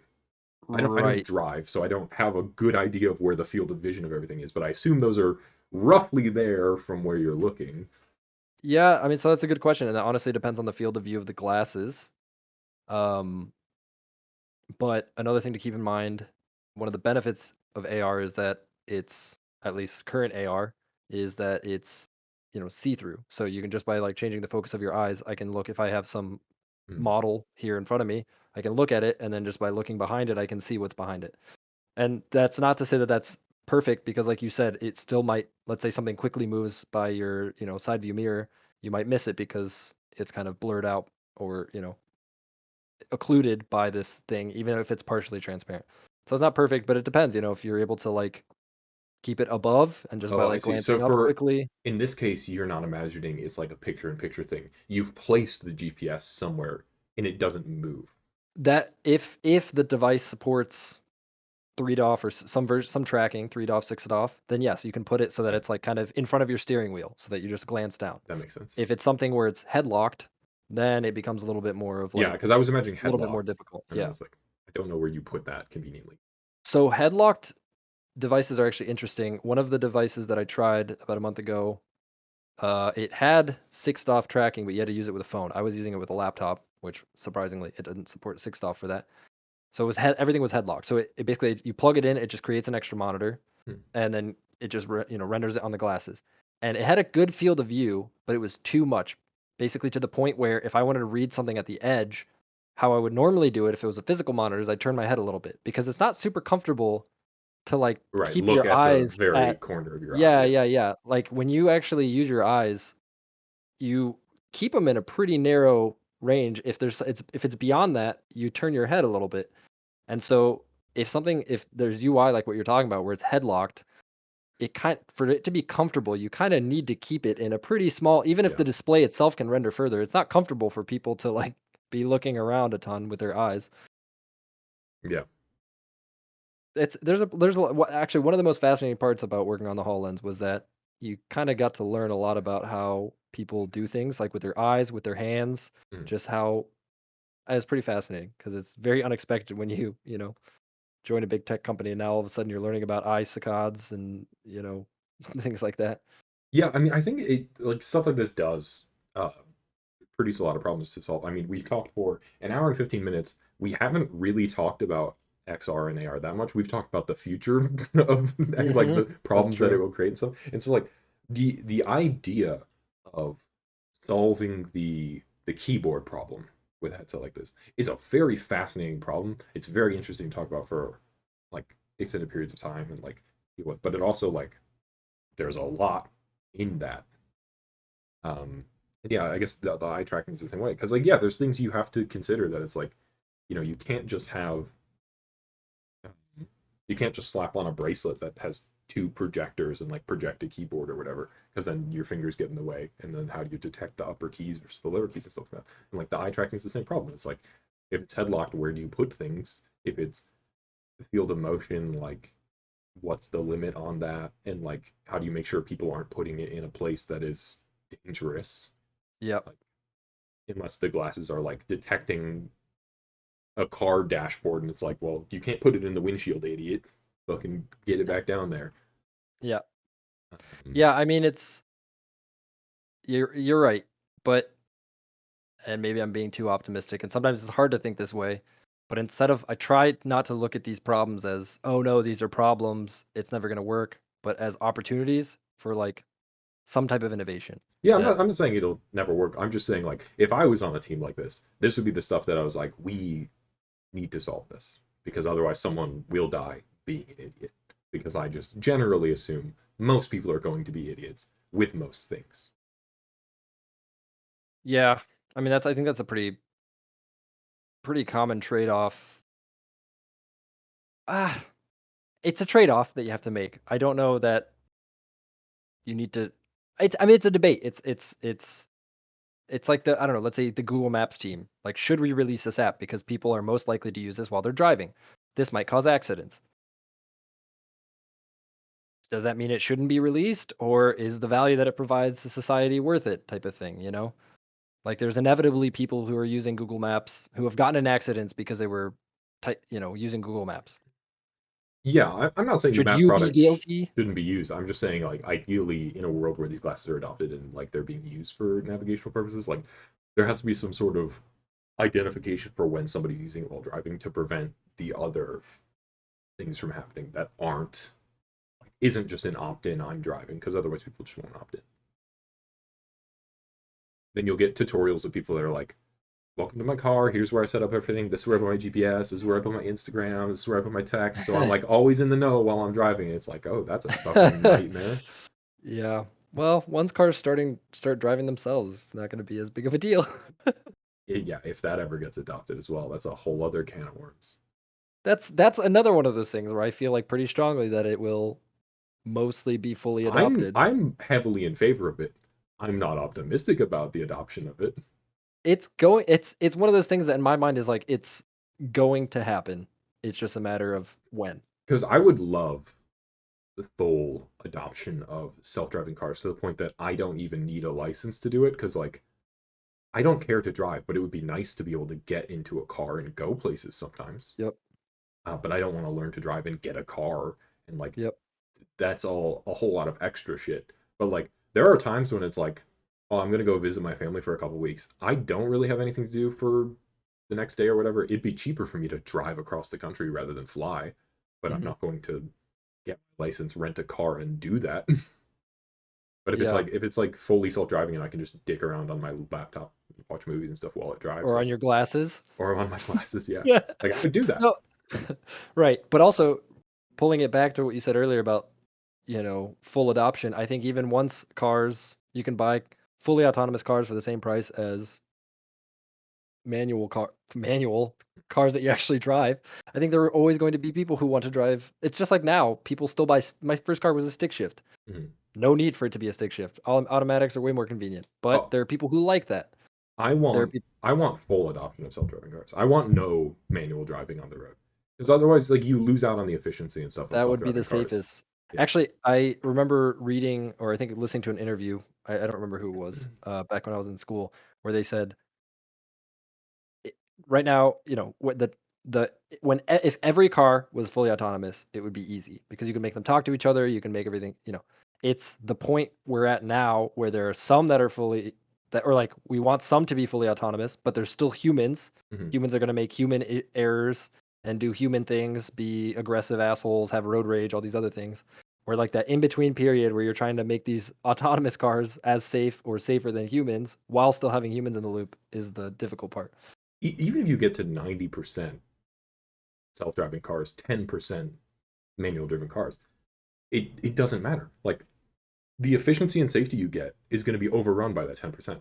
Traffic, not all traffic, most traffic exists because of humans. Like, Yeah, rubbernecking. yeah, you're not genuinely in, like, there's not genuinely something causing this stoppage. It's Yeah, somebody stopped and then this person has stopped and then it's an infinite stop line. It's like, if the self-driving cars, there's a GIF that's like really popular that shows like a roundabout of like people stopped in traffic and then it shows like so if it was self-driving cars, it like adjusts and it shows the cars like detect how far it is to the rubbernecking, and they adjust their speed until everything is moving smoothly again.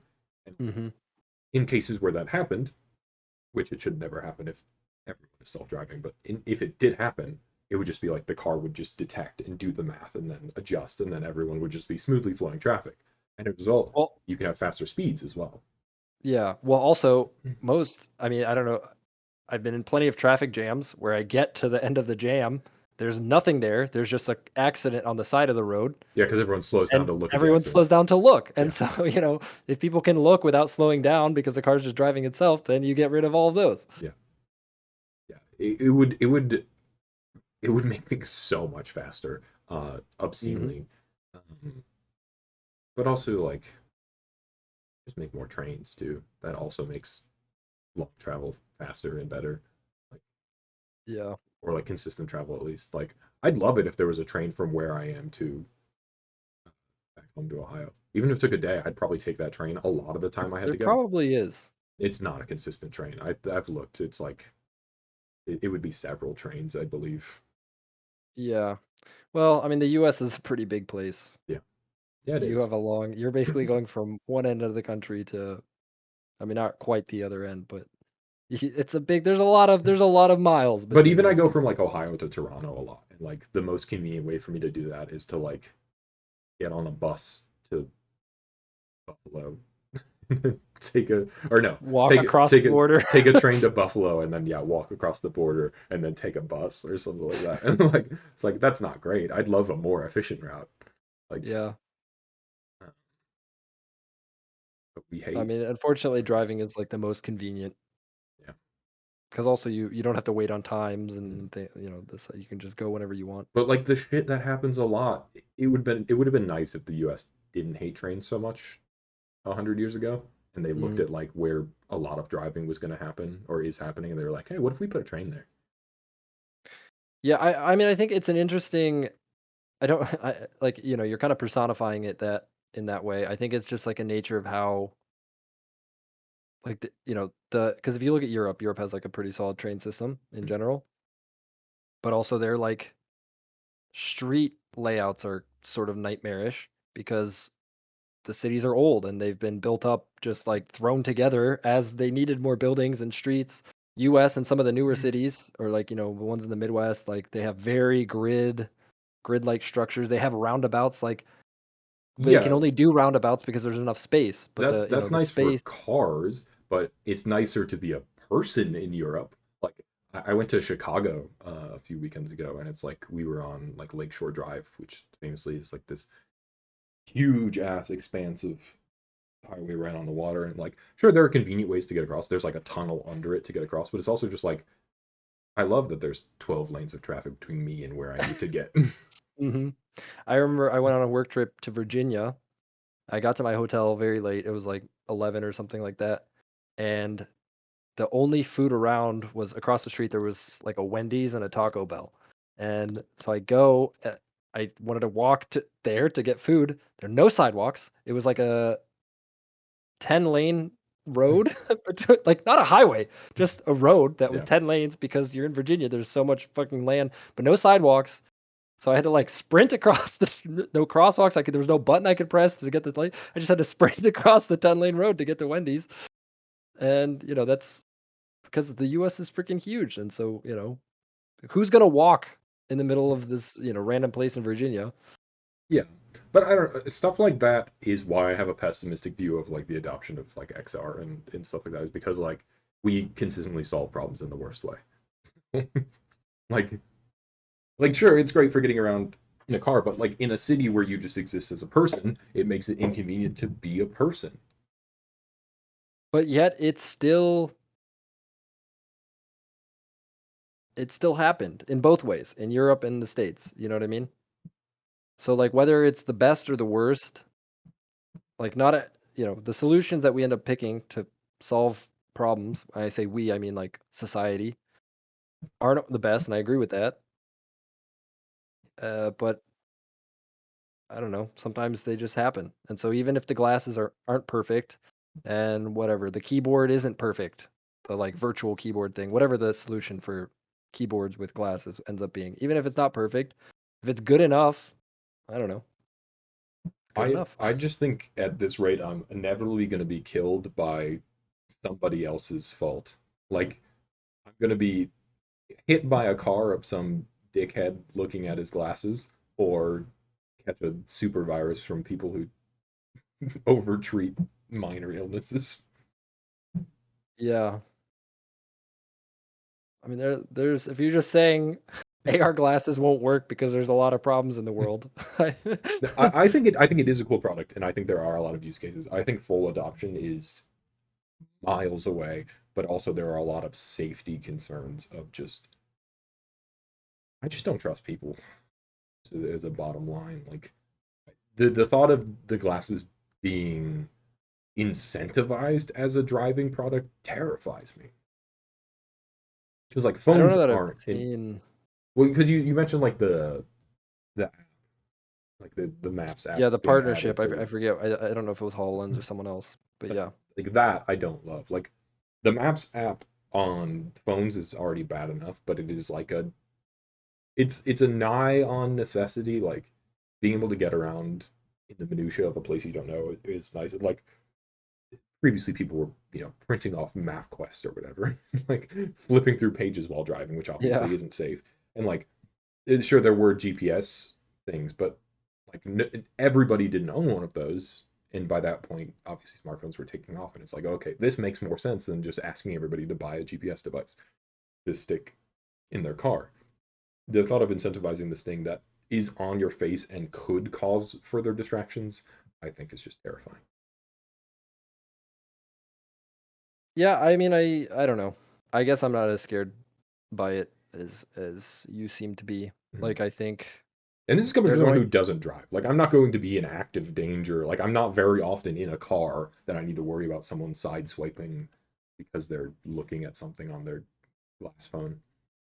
Um, Yeah, I mean, I don't know. I'm not worried about it because I think you're probably not the only one who feels that way, and whoever develops or whatever groups develops that kind of thing will acknowledge that. Like, I don't think anyone, even if you're not driving, no one's going to want a GPS on glasses that's like, boom, here's the arrow, like you're no, going yeah, this of way. course. It's gonna be, zero point 0.5 miles, turn right.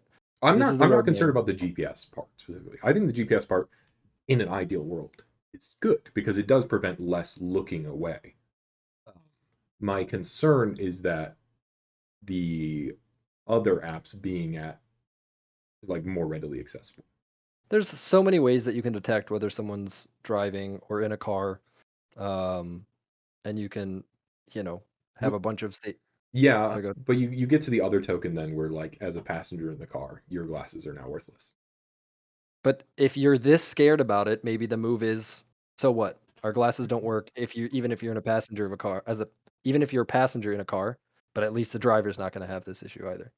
Maybe Right. that's the first move. I don't know. If enough people feel like you do where they're that scared about it, then maybe it's like, okay, we make the experience shitty for passengers to prevent the driver from having stuff And that is happen a to him. fine solution, and that is almost certainly what the first solution will be because that is the solution of current car features. That's how it works. Mhm.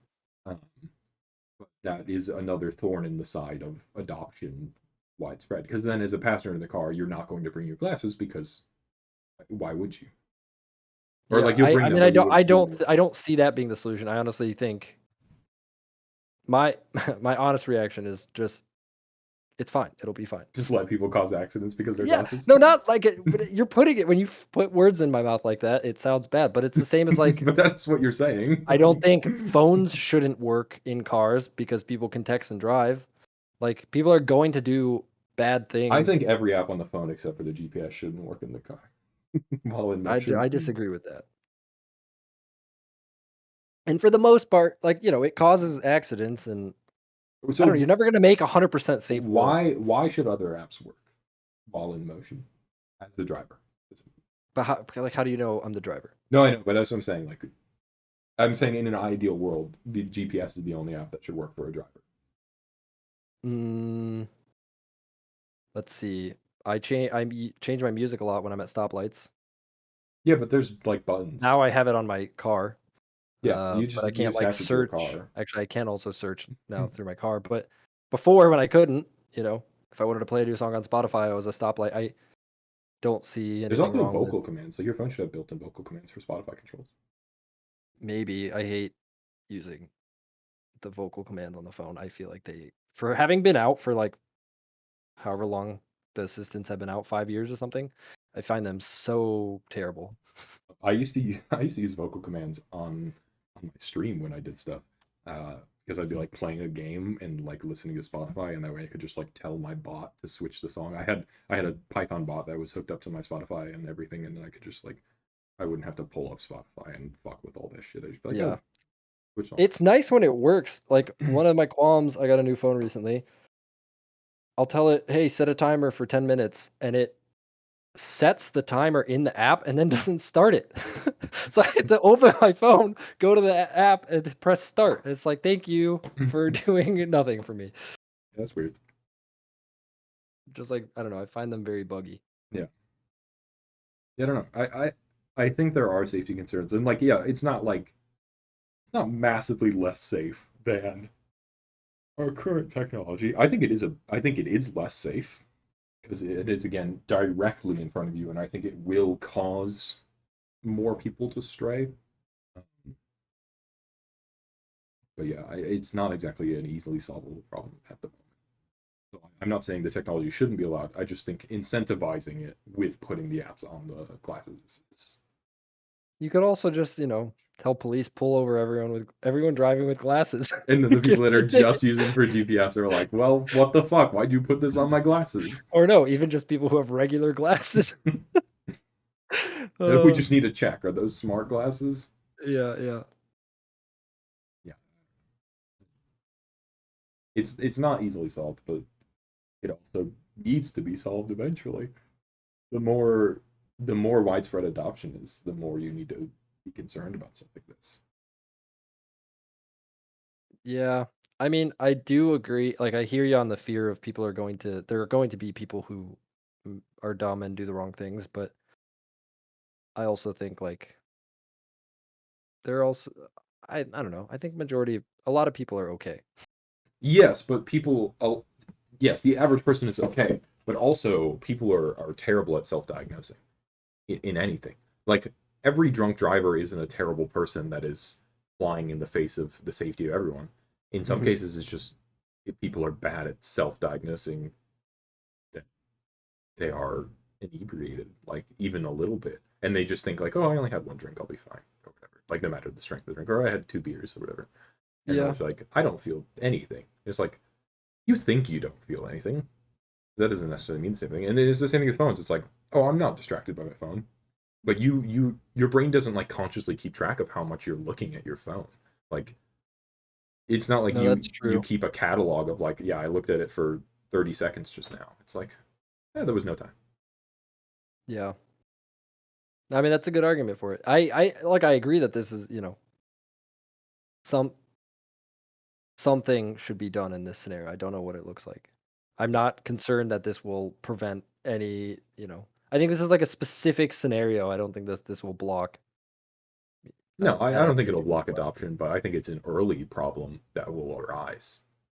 And Yeah, I mean, I've seen people I've seen articles written about it in reaction to the thing that I was talking about, where Hololens partnered with some car company, where people were like, "This is And craziness," and if the first story that hits national news about this product is that somebody killed someone while looking at their text messages on their glasses, like that's an uphill battle. You know, self-driving cars have a more fights to fight now because some lady dressed in all dark clothes jaywalked in front of a self-driving car in the middle of the night, and like I think they analyzed that, and like even a human driving wouldn't have had the reaction time to do it, obviously because computers are faster.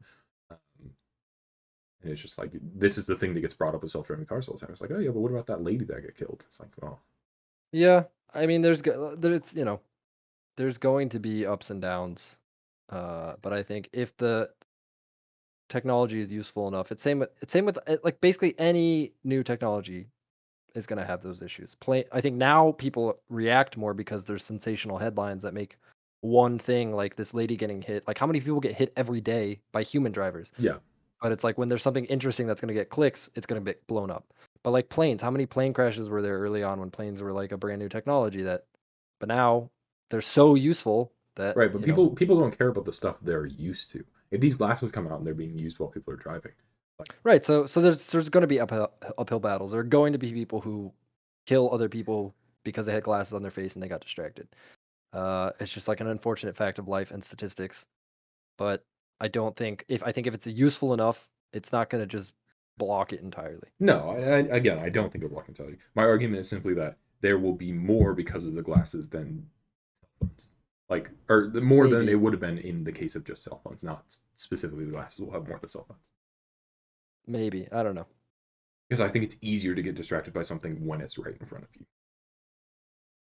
I think there are a lot of other variables to consider there. Like the fact that with your phone you're like looking down away from the road. With your glasses you can like you're still looking at the road Kind of.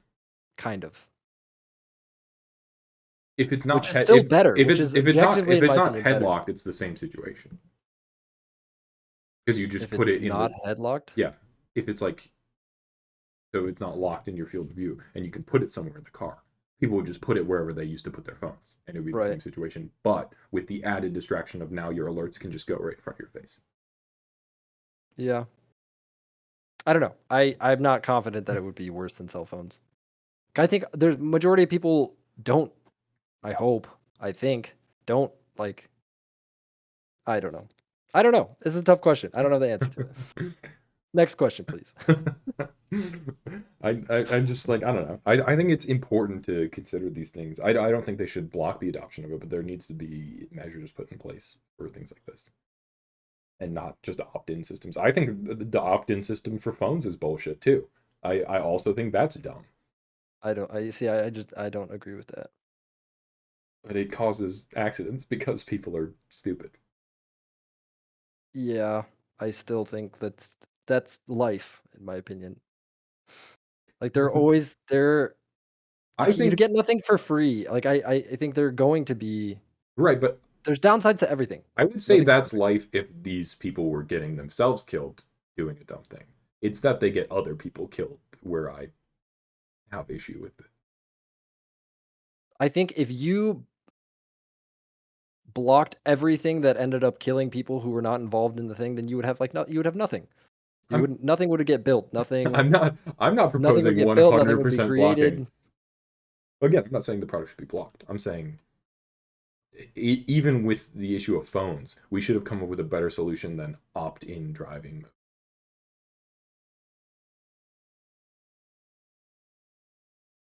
Yeah, I don't know. I can agree with that. And like yeah, maybe that makes the driving experience worse for passengers and less people die as a result. Yeah, I mean, I don't yeah, I'm sure there are better solutions, and actually, I find the current solution more distracting than not having anything because every time I get into my car, it's like, even though I disabled the Android Auto notifications, every time I get in my car, it's like, "Are you driving?" And I don't want it to do that. Yeah. I just I don't know. The world's a nightmare and people suck and that's the So let's problem. just give up. Let's just give up. Yeah, there we go. Yeah, We got problem this. solved. Just don't do anything. There will be no problems. Yeah, I don't know. I just think that is a fight that will certainly happen in the media with this problem, Yeah, I and no it'll be disagreement there. like the first thing. Probably it'll be like the first thing on widespread adoption because like it's cell phones went through it and like probably GPSs went through it in the 90s. Like the actual I mean, like I think it's a different time now with like how sensational all the media is. yes, things Um, are more sensationalist, but the same fights happen over and over again as well. Like it yeah. was like Honestly, my bigger concern is that everything will just become an advertisement. that'll happen too. That's already Already happening. Yeah, I know. the Quest just partnered with advertising, right, to put it in VR. Was it the Quest? Oh, Maybe you're maybe thinking of Unity. Unity is merging with an advertising I company. thought a VR headset also did some ad Wouldn't be shit. surprised. I wouldn't be surprised. Um, yeah, And I remember there was like a VR game. It was like a fighting game or something. It was something that you were in a ring that had like stuff going around, and there were like real advertisements put around the ring.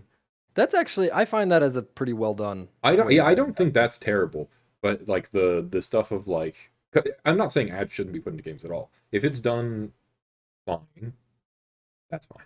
If you're playing a VR game and you get like a 30-second pop-up ad, like a YouTube style ad of like you can skip this in 5 seconds, I would just stop playing that game. Yeah. I would be Well, so now incredibly imagine hesitant. that in real life. Like that's my fear with the glasses. Yeah, That's probably my biggest fear with the glasses. Like anywhere you go, because like even but now, either there, I've seen pictures of people at beaches where there are boats yeah, that just drive, whatever, however you describe a boat going. sailing Not is it still sailing sailing. if there's sailboats? No, I don't think so. Well, a boating across the water with just like a big sign for like Wendy's. Here's our address. It's like you go to the beach for vacation, then you see an advertisement Yeah, like blocking your view of the beach, of the ocean. Just it's so like imagine that with glasses. Anytime you go anywhere, it's just like ad. yeah. It's very much the the problem of like 1 million merits. If you've seen that Black Mirror episode, 1 million what? 1 million merits, I believe, is what the Is episode that is the one called. where you rate everyone? No, I don't know the name of that one, but it's not that one. It's the they live in an enclosed society and they like go on their exercise bikes to earn credits, and Oh then yeah, he yeah, yeah. goes back to his room to watch videos, and it's like an ad starts playing, and he like goes back, and they're like, "Please redirect your eyes at the screen." Yeah, that is that honestly that terrifies me more because Because I yeah, feel like with a headset like that with eye tracking, that's a thing advertisers will want because they want yep, to make sure they're getting their money's worth. yep. We're basically just targets for advertisements at this point with everything. And yeah, it being more readily accessible will be a problem because eye tracking stuff like that will allow for things like that. Um, Yeah. there are also people that are like think it will get more nefarious. Like they think having they'll like be monitoring what you look at every second of the day, and like it already happens on your computer. That's no worse than what's happening to you right now. You just don't like to think about it. Yeah.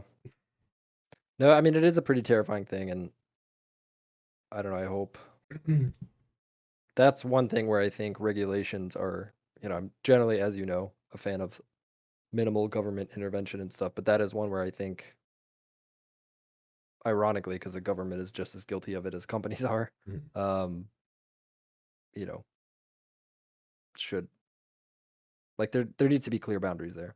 But sort of the alternative there is then that things cost more money. Like Google only Which exists as a free service because of its advertising package, like yes, and I get that and I think and its data collection policies. it's an unfortunate thing that we have become so accustomed to everything being free Mm. that this is now the state of the world because I think if people you think about YouTube, what is it, YouTube Red or YouTube Premium, whatever their premium thing is called now, people like laugh at that. But it's like, okay, but now we have all these ads Mm. and Red is also a dumb thing to laugh at because that's curated content. Like that is like I'm just talking YouTube. about the one where you don't get ads. Oh, okay, The whatever maybe it's YouTube Premium. okay. There is a service that is like curated YouTube content that like YouTube Gotcha. pays money for someone to produce a higher quality Okay, yeah, product. not that one. I'm Okay, just talking about yeah, the the ad ad-free free. version of Yeah, YouTube, okay. which like no one, as far as I know, one person who has it, and everyone I've seen tons of memes like joking about it. Hmm. But it's just like, okay, well, they have to make money somehow, so they're gonna sell all your data, and Right, and that's how. you would hope that they wouldn't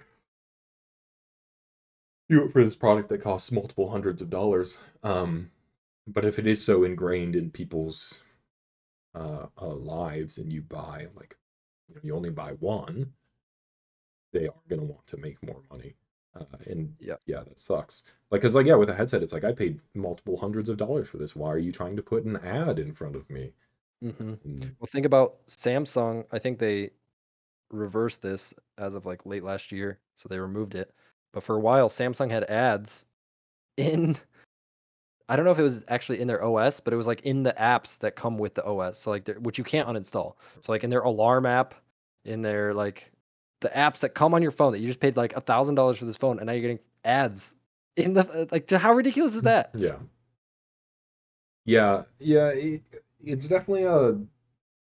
I'm not someone who detests ads. I think when it detracts from the experience, it's obviously terrible. But if a free game found a way to put ads in the background of the game,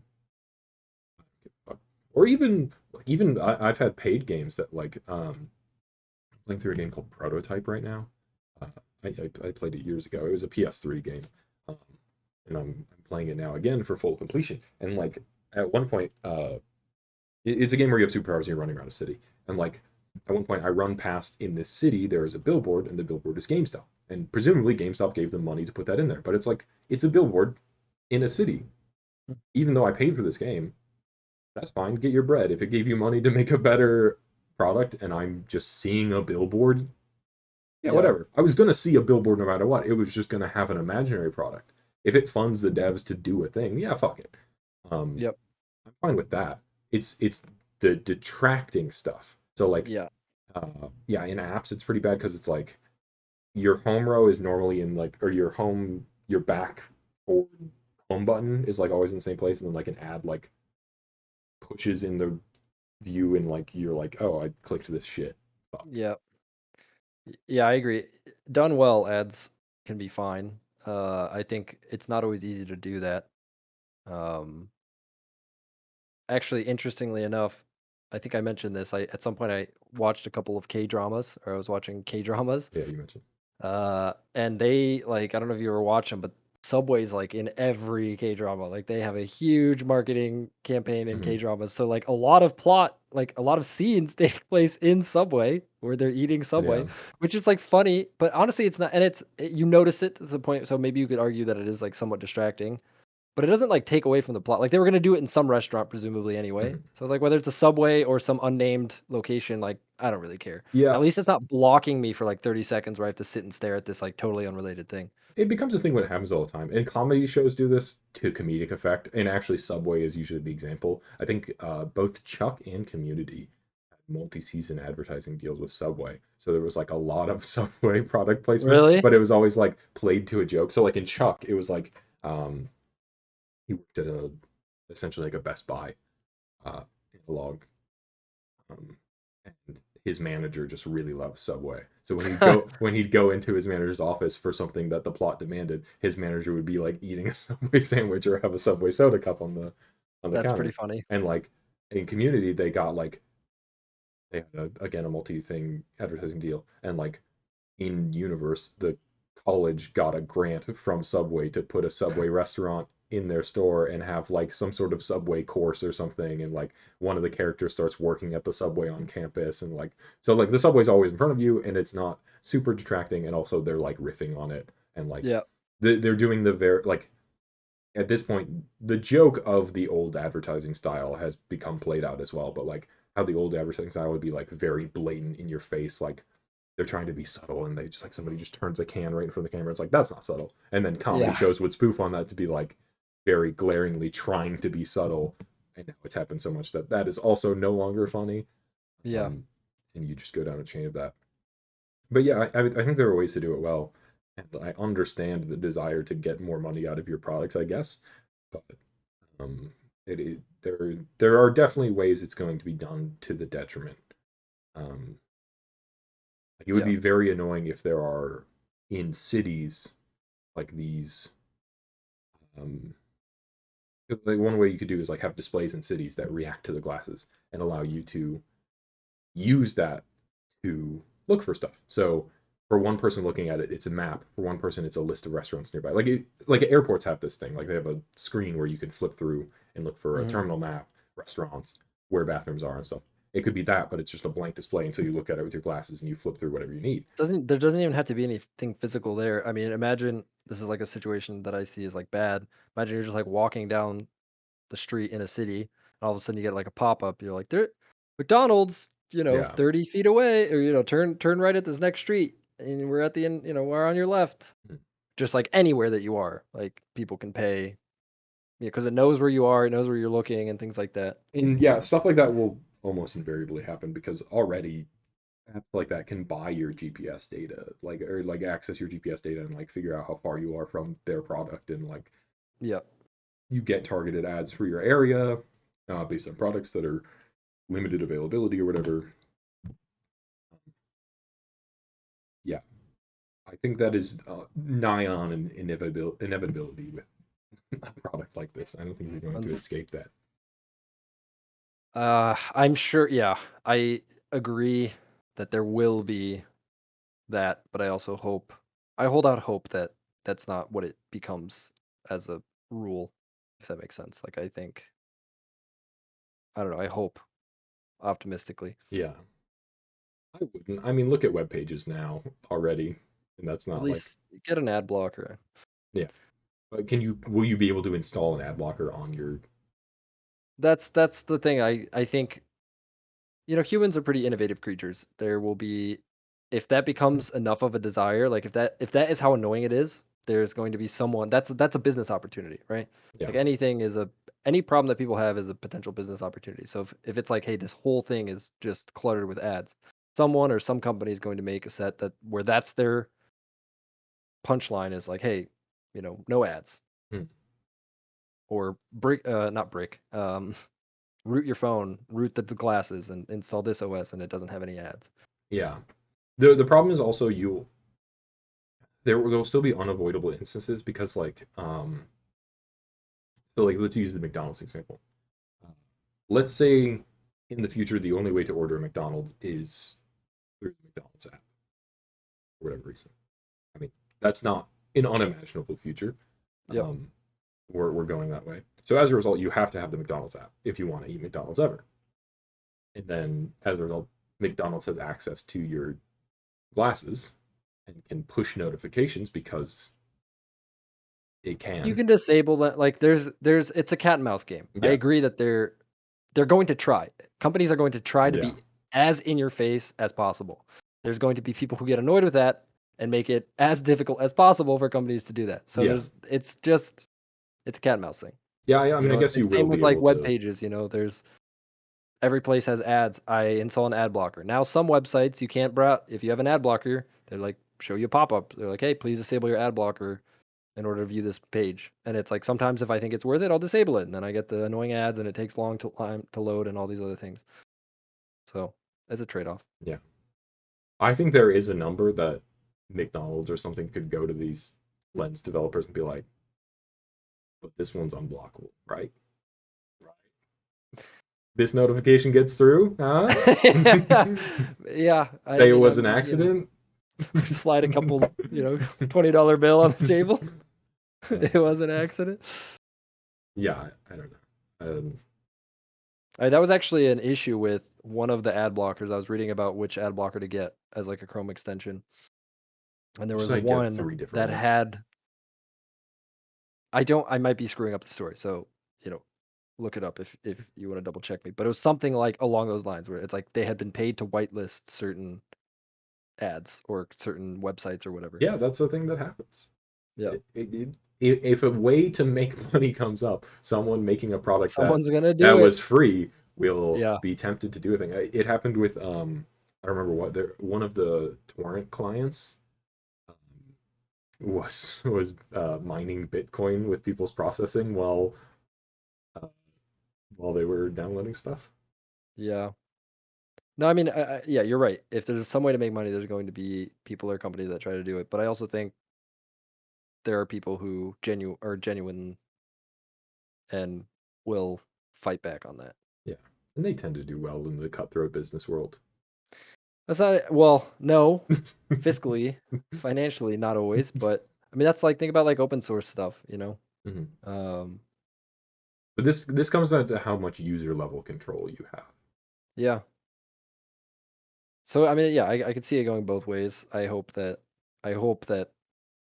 it doesn't just become a advertising dystopian nightmare. Yeah, because like the thing is, like this is likened to a computer, but will you be able to install an open source OS or whatever, like it, or a different OS? Who knows? Uh, I would guess not. I would guess that would constitute jailbreaking the device to be able to do that. Yeah, I don't know. Definitely that is a real worry for me though. Yeah, because like you don't install other OSs on your phone. I think this will be much more like a phone than a laptop in terms of how it is designed. Not in terms of how it is consumed, but in how it is developed.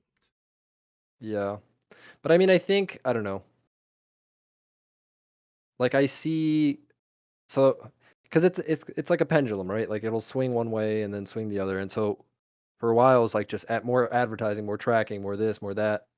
And now I think we're kind of swinging back the other way where companies are now seeing that that's a thing people don't like and using that as um like features. So for example, I use Microsoft Edge as my browser. That one has like built-in it's not great. I still have an ad blocker installed on top of that, but it has built-in tracking and ad block protection. You can set the levels, you can customize what gets blocked and whatever.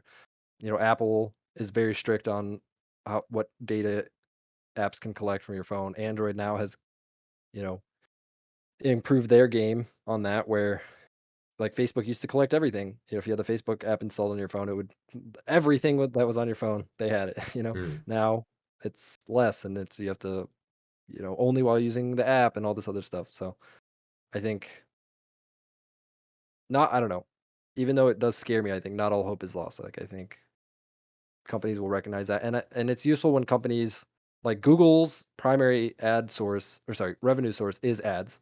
Apple, on the other hand, it's from like device sales, so they don't have as much skin in the game. They can make these kind of more drastic uh, measures to like prevent that kind of stuff versus Google, where it's like, okay, if we block ads, that's like we're just basically when they do it, it's like taking money out of one pocket and putting it in the other, you know. mm, So it just depends on who gets there first and things. I don't know, a lot of variables at play there. yeah. I mean, there are other horrifying monetization schemes that they could do when this gets fleshed out in like more rolled out. Horrifying in different ways. Like I think it would be horrifying if you had like emoji hotkeys that like displayed to nearby glasses that you could like you activate your hotkey and the emoji would like display in front of your face so people with other glasses could see it. And that is horrifying for a different way. It's just sort of Why? socially horrifying the prospect of people being able to do that in real life. Oh, I kind of find that as funny. Why horrifying? I just hate the idea of like walking down the street and seeing a bunch of people just doing this shit at each other. Like I used to play like I've played VR chat, I've played predecessors to VR chat. There was one on PlayStation 3 called PlayStation Home where you created an avatar, you walked around and it was it was fun in a lot of ways. And it has this advertising scheme that we're talking about where like there are billboards in the game and stuff like that. It wasn't pop up in your face, but it existed as part of the world. And one of the Mm, really neat things is have you heard of the game Siren? I don't think Siren so. and Siren Blood Curse. So Siren was a game for PS2. It's a horror game. Um, and then years and years later, they started developing a new one called Siren Blood Curse. And one of the advertisements they did for this game was they partnered with PlayStation Home. So anybody who was walking around this game as an avatar could go visit the Siren Blood Curse advertising area. It was like a building in the city essentially. You could go to it Mm-hmm. and you could essentially play a demo of this game controlling your Oh, avatar, which is like a very cool advertisement. And yeah, like that is pretty neat. something that couldn't have been done in a different way. Like I mean you could have downloaded a demo for the game, but this was like you are already existing in this virtual space and it's like I Yeah. can just Huh. pop over to this place and play this game. So stuff like that is very cool. Um and is an argument for like Meta's idiotic idea of what's going to happen for VR. Like they're shooting for the moon very early, Yeah, um, yeah, yeah. but stuff like that would be cool. And I again, I wouldn't be upset at advertisements existing sort of in the background. Advertisements exist in the background of my life now. Um, Yeah. that's fine. Um, yeah, it's when the features are blocked. But yeah, that PlayStation Home is sort of that is the idyllic view I have of like the future of VR AR is just sort of like the world exists and things can be put into it on a temporary basis based on like what needs to be done. Like, Yeah, but I don't know. I think it's difficult to always do that. Like, how is McDonald's gonna integrate themselves into your horror Right. game? Yeah. It won't, yes. There are very specific use Whoa, cases. ghost, do you want a McDouble? But like creating like a unique experience using the technology is sort of what I mean. Yeah. If there was like, I don't know, if a company could rent a warehouse like in a city and say, okay, if you go here with your glasses, you can like try out this thing we're doing like in this warehouse. And so it's set up minimally and the glasses is doing most of the work. Because Yeah. I've thought about that with like you know you know, you think about future technologies and like, oh, if I was a billionaire and the technology existed in this place, what would I do with stuff? And like the idea of renting out a warehouse and creating um Pavlov is actually the perfect example, which we didn't explain it. It's CS:GO, but in VR essentially. Um, like plenty of people go play airsoft or paintball. So if you could rent out a Yep. warehouse that's built for airsoft or paintball, and VR headsets or these glasses or whatever know where the walls and stuff are, and so you decorate it with the Yep. style it needs to be, and then you are playing this game in this arena that is a minimal investment because you don't need to do as much upfront costs. Like you don't need to buy paintballs that people have to pay for. You Yep. don't need to decorate because fuck it, let the glasses do it or whatever. I mean, you Yep. probably still should decorate because the tracking might not be great, but like Yeah. there's less you have to do, and then the game can be played and repeat played with minimal reset. Yep. Actually, one of my favorite VR experiences I've done was in Toronto. It was at an arcade where they had a Ghostbusters VR experience where basically they did exactly that. So they had created Yeah. this space, they set up walls and doors and tables such that in the experience, when you went at to there was when there was a physical door there, there was a door in the game. So you could actually open it, Mhm. in and it would open in VR. And it was really cool because you can add all these other things. Like I remember there was one point where you were on like a window cleaning platform on the side of a building. It was raining and there was like a marshmallow monster that you were fighting and they had fans that were like spraying you with water and they were pumping marshmallow smell into it. And I remember I took off my headset just to see it. And it was just like I was just in the middle of a room with like a fan right in front of me, but Yeah. in VR, it was so cool. Yeah. Um, and so yeah, I think there's like that actually got me pretty excited because I think there's a lot of cool opportunities, like you just airsoft, paintball, that type of thing, that you can do.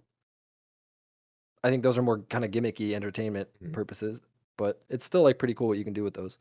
Yeah. But yeah, I don't know. That's just like that's what I think of as like a nice thing to come about because it otherwise like it exists, but in a much more complex form, right? Like, Hmm. and also sometimes you don't want to get hit with a hard plastic ball or have paint all over you at the end of the day. Yeah, Like, if you could just go in, go play that game, and then leave, and like, yeah, you're probably sweaty from running around and playing this game and doing all this shit, but like, you don't have to like clean up, like, yeah. and do a bunch of You stuff. don't have welts from the Yeah. paintballs and things like that. And yeah, I don't know. The siren advertisement is always like one thing I think of is like it was really cool. It was like a very neat way to do a thing that otherwise didn't Yeah, exist. but also think about how much work that probably took. Yeah, I mean certainly it took a lot of work, yes. But that's the thing is like you could if you had companies that were like dedicated to this, like they had like warehouses that were back like okay, here's what this app is. Like movie theaters like, you know, they send over the reel and the movie theater runs it. If it was like that, but it all, you know, they had to do some setup work and they just rotate out what is being set up at their location. You would get Hmm. repeat performers, like repeat people to come back and do a thing, like whatever the experience is in that particular case. Yeah. No, I think there are a lot of cool applications that aren't as terrifying as just ads popping up in your face no matter what you're Yeah, doing. because yeah, I mean you can be advertised to in an entertaining way. Like Hmm.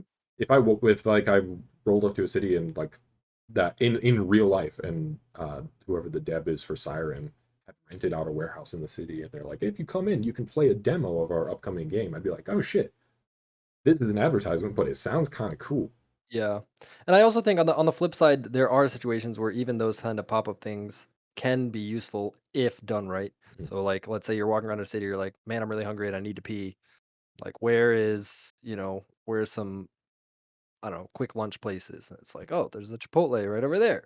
Like, okay, sure. Yeah.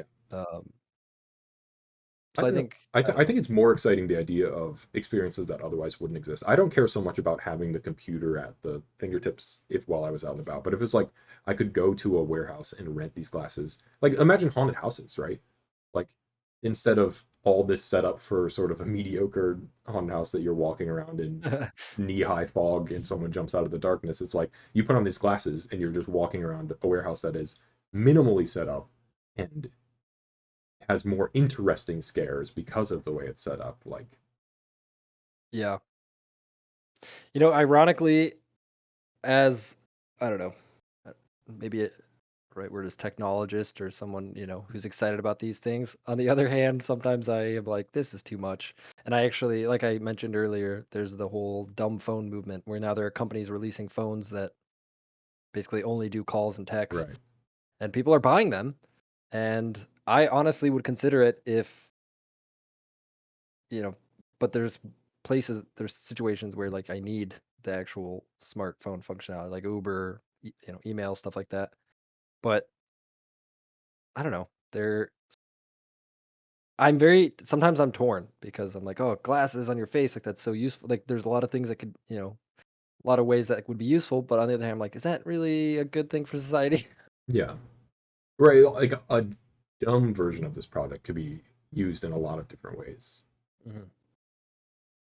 Like you go Just to specific experiences that are tailored for these glasses. yeah, and that I don't know. So we'll see. We'll see where the world goes, Yeah. but we Yeah, might be dead. we might be dead by the time we get to full adoption. Yeah, I don't have any more questions. I don't know if you have anything else you want to dive into. I don't think so. And that's actually we're getting pretty good because as you can see, Yeah. the sun So is see the slowly sun. creeping up towards my eyes. Yeah. Um, we did a cool 2 hours, 2 hours and six Whew, minutes. that was pretty good. Yeah. Yeah, they always go longer than I expect them to, which is the thing I say every time. I have not adjusted my expectations. They always go longer than I expect them to. Yeah, I was good. I was worried that we wouldn't have I much, think but everyone is worried. I think everybody I've asked to do it is like, I don't think I'll have that much to talk about. I'm like, I think that speaks to you as being a good conversationalist. it is one of the few things that I can do consistently well is ask questions about things. Yeah, Um, which is good. That's a skill. yeah, I mean that's part of the reason why I wanted to do this because all of my now far flung friends, or I guess I'm the far flung one, or at least I was the far flung one. Yeah. Um, Now people are more far flung. They're all doing things, and I don't remember the things they're doing a lot of the time. It's just like, Now you oh, have it all yeah, recorded. it's like, oh, let's have a chat to talk about the thing you're doing. I didn't know Mitch was doing lab ground meat. I knew you were in Seattle, but like I didn't know the ins and outs of what you were doing. Yeah. Um, yeah, No, it's it's a pretty cool way to like keep in touch. yeah, been good. Yeah.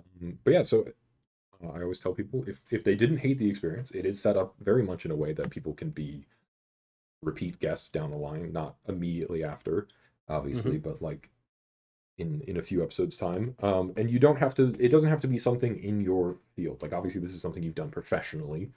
Hmm. It doesn't have to be that. It can be you watched a movie last night. You want to rant about it. I don't care. Depending on what it is, there might be prep I need to do. Like if you're like, oh, I want to talk about this TV show I really love, and I've never seen it. It might help if I watch some of the TV show. For sure. And then maybe in some cases it wouldn't. I don't know. But yeah, so you can always come on again. We can talk about something else. Yeah, I mean, next time, there are a lot of topics that interest me that I Yeah. know nothing about, or no, that I've read about, but I'm no way like an expert in. That Yeah. I think it would be fun to chat about. Well, thanks for coming on. Guess we're Yeah, gonna thanks for having me. end it here. So to anybody, thanks for watching or listening, whatever the case may be, and see you next time.